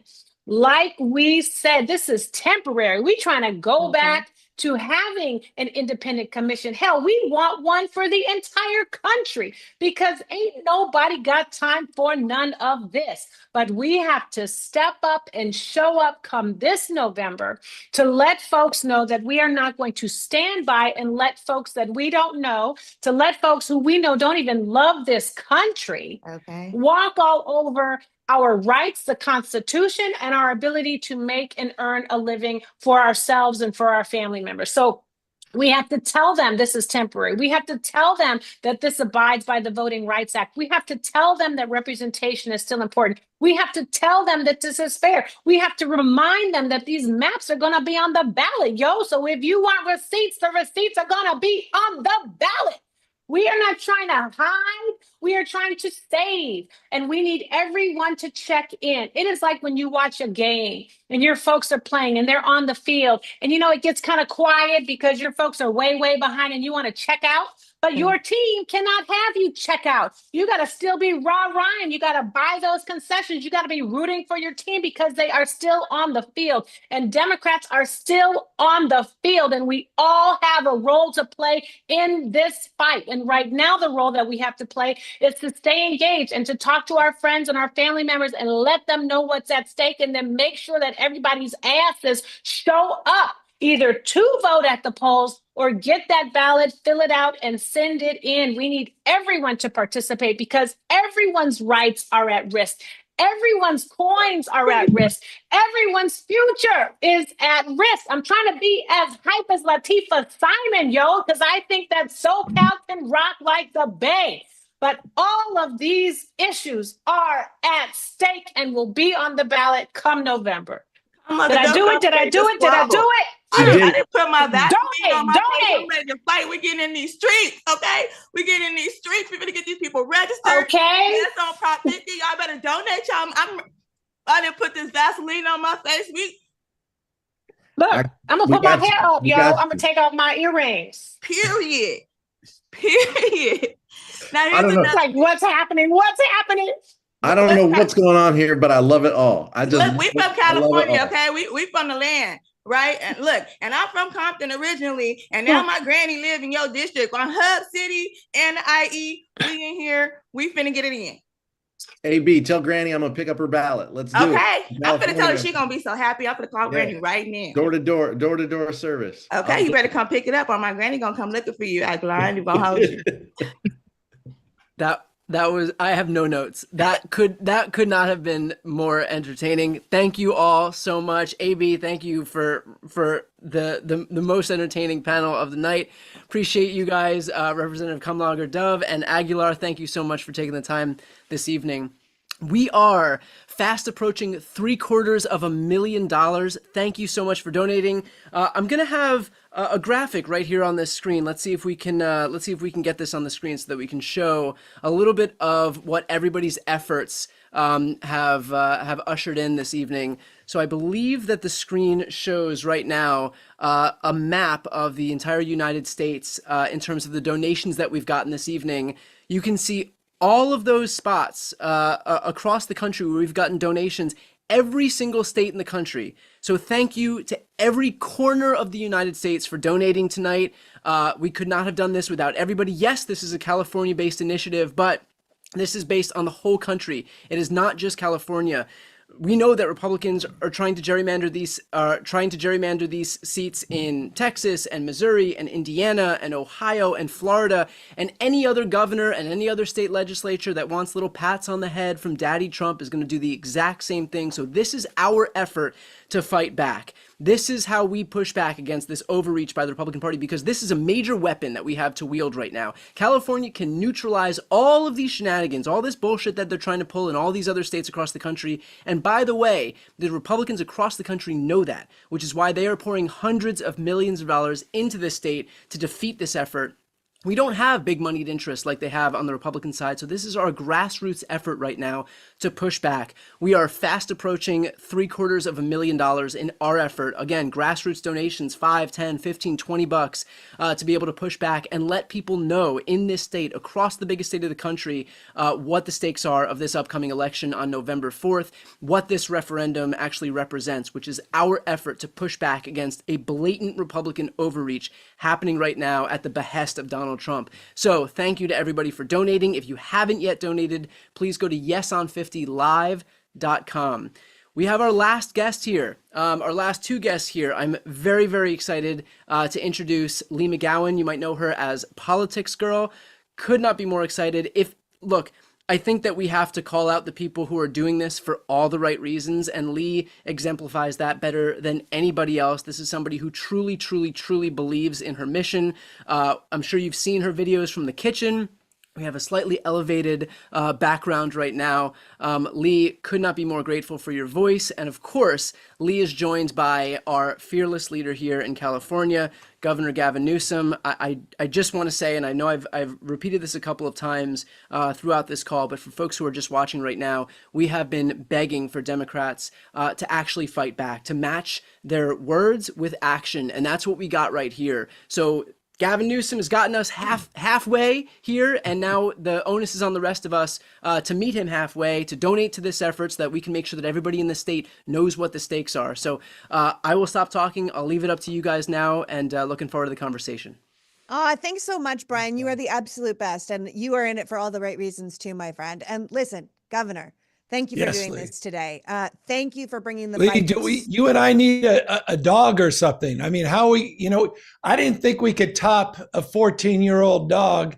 And then, of course, AB and Sydney, poor Pete. Jesus, that was next level. I know. You and I both need our Vaseline. That's what we really need. I'll take out my earrings. You'll get your Vaseline because I'm here for the fight. Look, listen, you're here for the fight. Thank you for doing this, right? Thank you. I have to tell you, after watching this live today, what's this feeling I'm feeling? Is it hope? Are you feeling a little hope from watching all this today? Yeah, I mean, come on. How can you not be? I mean, I appreciate Brian just saying every single state. We didn't know that would happen tonight. We didn't know anyone would show up. Hundreds and hundreds of thousands of people have tuned in. Some have been around. This is our third hour, which is extraordinary. And the fact that things were just tuned up just reinforces your point about optimism and energy. It makes people feel like they're being seen and they're being heard. It makes people feel like there's momentum and there's an opportunity here to do something as opposed to talk about doing something, to actually demonstrably have an impact, to be for something, not just against something. And so this has been next level. I just want to thank everybody, Lee, you for being here at the end of this. And by the way, on a personal note, thank you for getting me through the pandemic, Lee. I think everybody's shaking their head. You literally got us through the pandemic, and you gave voice to so many of us that were so fearful, so isolated at that time. And so I think in the spirit that is your spirit, the spirit that defines all of the remarkable hosts we had tonight, just gratitude, thanks, and optimism and hope. Yeah, wouldn't that be nice? I think we've seen the Democrats get attacked across the country for the past week, and just treated like with one big brush that we're all the worst people in the world. And I keep thinking, how is this the case? Like, we are the party that wants you to have health care and better schooling and, to take care of your children and to get guns out of our children's faces in their classrooms. And I've watched Democrats be attacked this week. And this is such a wonderful evening because California is doing what they're doing now is a direct response to a Republican action. And as a California voter myself, I'm going to be voting yes on 50 on November 4th. And I'm going to be contributing to yeson50live.com after we finish this.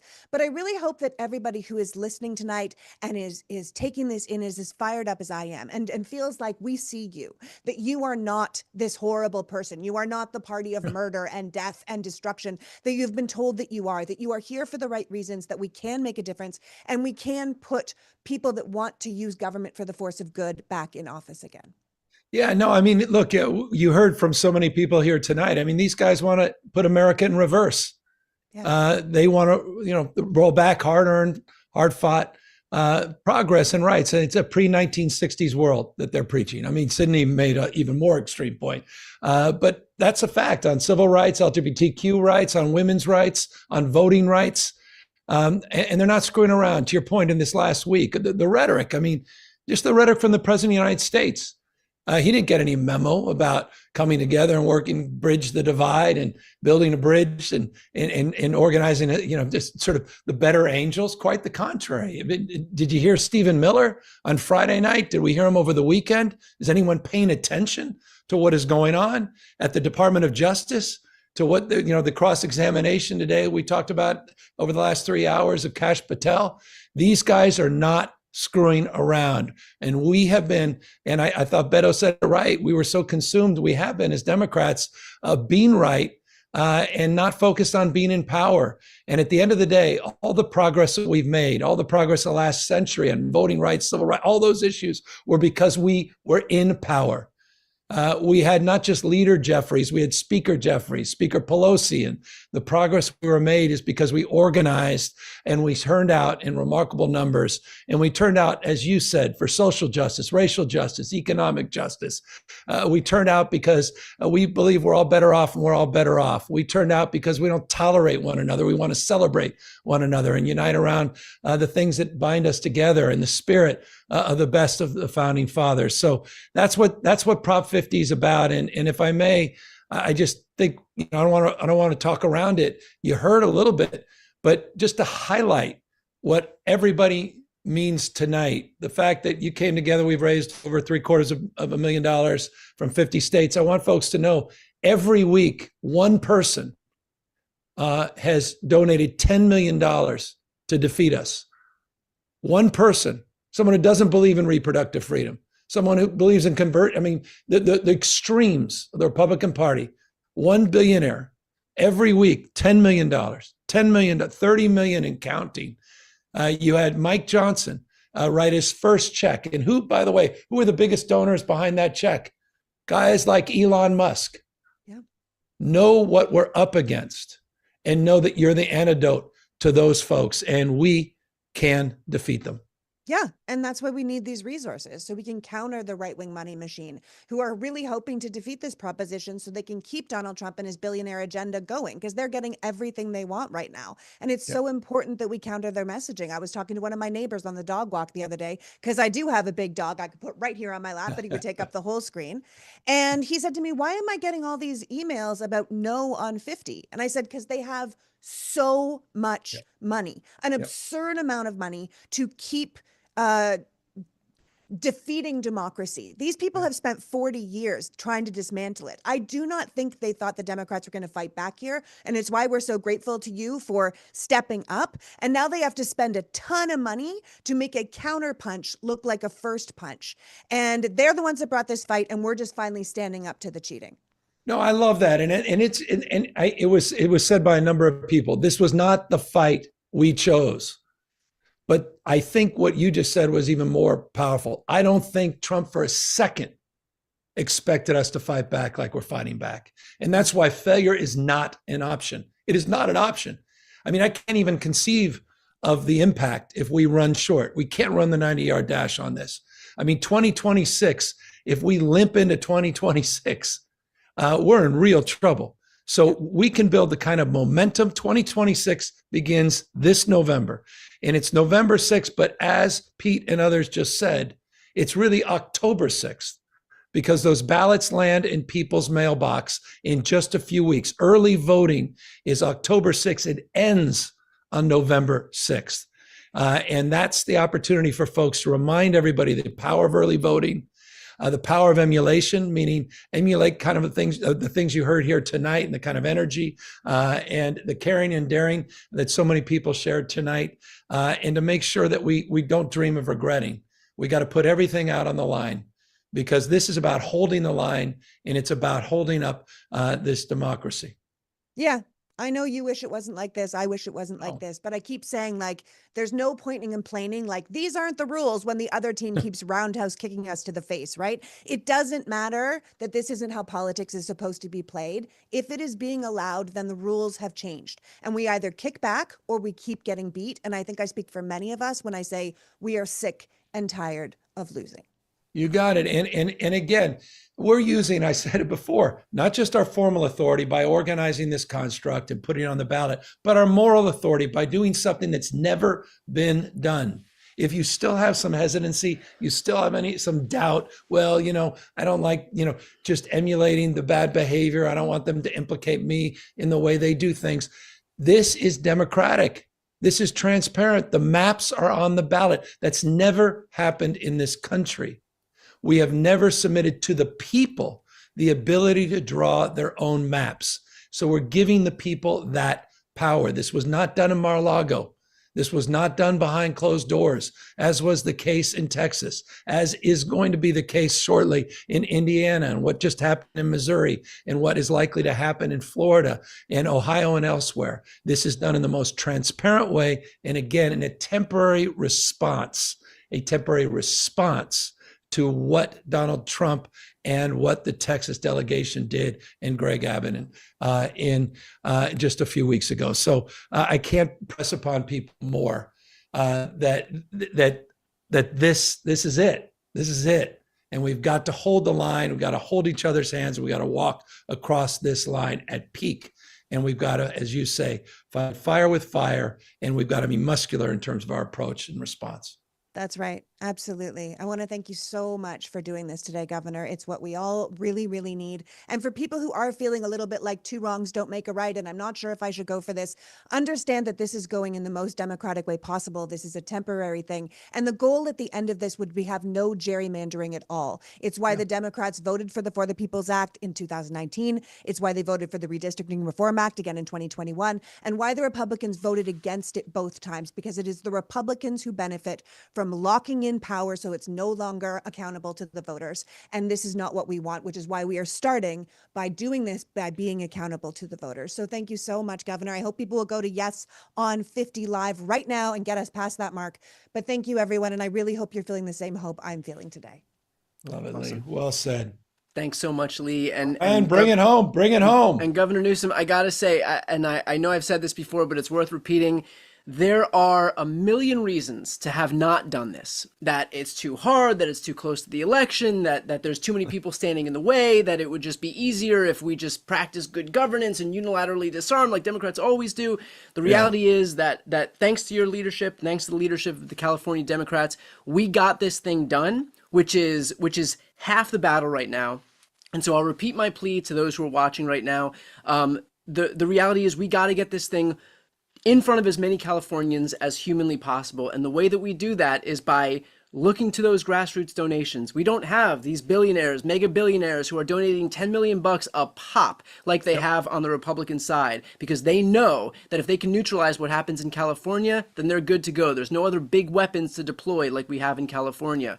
And so our antidote to that is going to be getting as many people in the grassroots donating as humanly possible. We're just a few $1,000 away from $750,000 a quarter, $750,000. And that money is going to help get this thing in front of so many Californians who don't know what the stakes are of this upcoming election on November 4th. It's going to make sure that we can get in front of people's TV screens, on their computer screens, on their phone screens, in their mailboxes, and we can't do that without this massive amount of support. So for everybody who's donated, thank you so much for being part of this effort. Thank you for being part of this movement. And also thank you for being part of helping give something of a permission structure for other Democrats across the country to recognize that if they take aggressive action, if they take a forward-leaning posture when it comes to fighting for our democracy, that they're going to have the people behind them. This is not just a California thing. Not only does it have major implications for the House as we head toward 2026, but this is also a message to other Democratic governors, other Democratic state legislatures, that the answer is not to cower, it is not to capitulate, it is to put on your big boy pants and fight. And that's what we're seeing right now. And the way that we make sure to give that permission structure to other Democrats to do that is by making sure that we succeed here. This is the test case. If it succeeds here, then it shows every other governor, every other state legislature, every other lawmaker, senator across the country that the answer in this moment is not to bow down, it's not to capitulate to Trump and Republicans, it's not to appeal to our better angels and practice good governance and unilaterally disarm, it is to lean forward and fight. And that's what we're seeing right now. And of course, the ability to win this fight relies on everybody chipping in whatever we can to make this thing a reality. So Governor, on behalf of everybody watching, cannot thank you enough for leading in the way that we've been begging so many people to lead, which is to back up your words with some action here. I love it. And I'm asking you for one last action because we're going to hit 750,000, but it's going to require one thing, Brian. That's not any more of your time, but one more opportunity to see that beautiful dog of yours. All right. You know what? This is it. This is it. This is how we get over $750,000. This is it, Brian. Here we go. No pressure. Here we go. Look at this. There we go. I'm not asking you to do it for me. I'm asking you to do it for this little guy. This is don't do it for me. Don't do it. Don't even do it for democracy. Just do it for this child right here, who doesn't know why I'm subjecting himself to these live streams over and over and over again. He's already passed out. Unbelievable. That's right. Look at that. Right. Hey, Brian, you're a rock star. The fact you hosted this 3 hours, unbelievable. To all of our influencers, all of our creators, to all the remarkable elected officials across the country. For those of you tuned in, even for 2 minutes, for the last 2 hours, thank you. Those of you who made a contribution, we're grateful beyond words. Get the word out there. Let folks know yes on Prop 50. Thanks so much, Governor. And for those who are looking to donate, yeson50live.com. Thanks, everybody.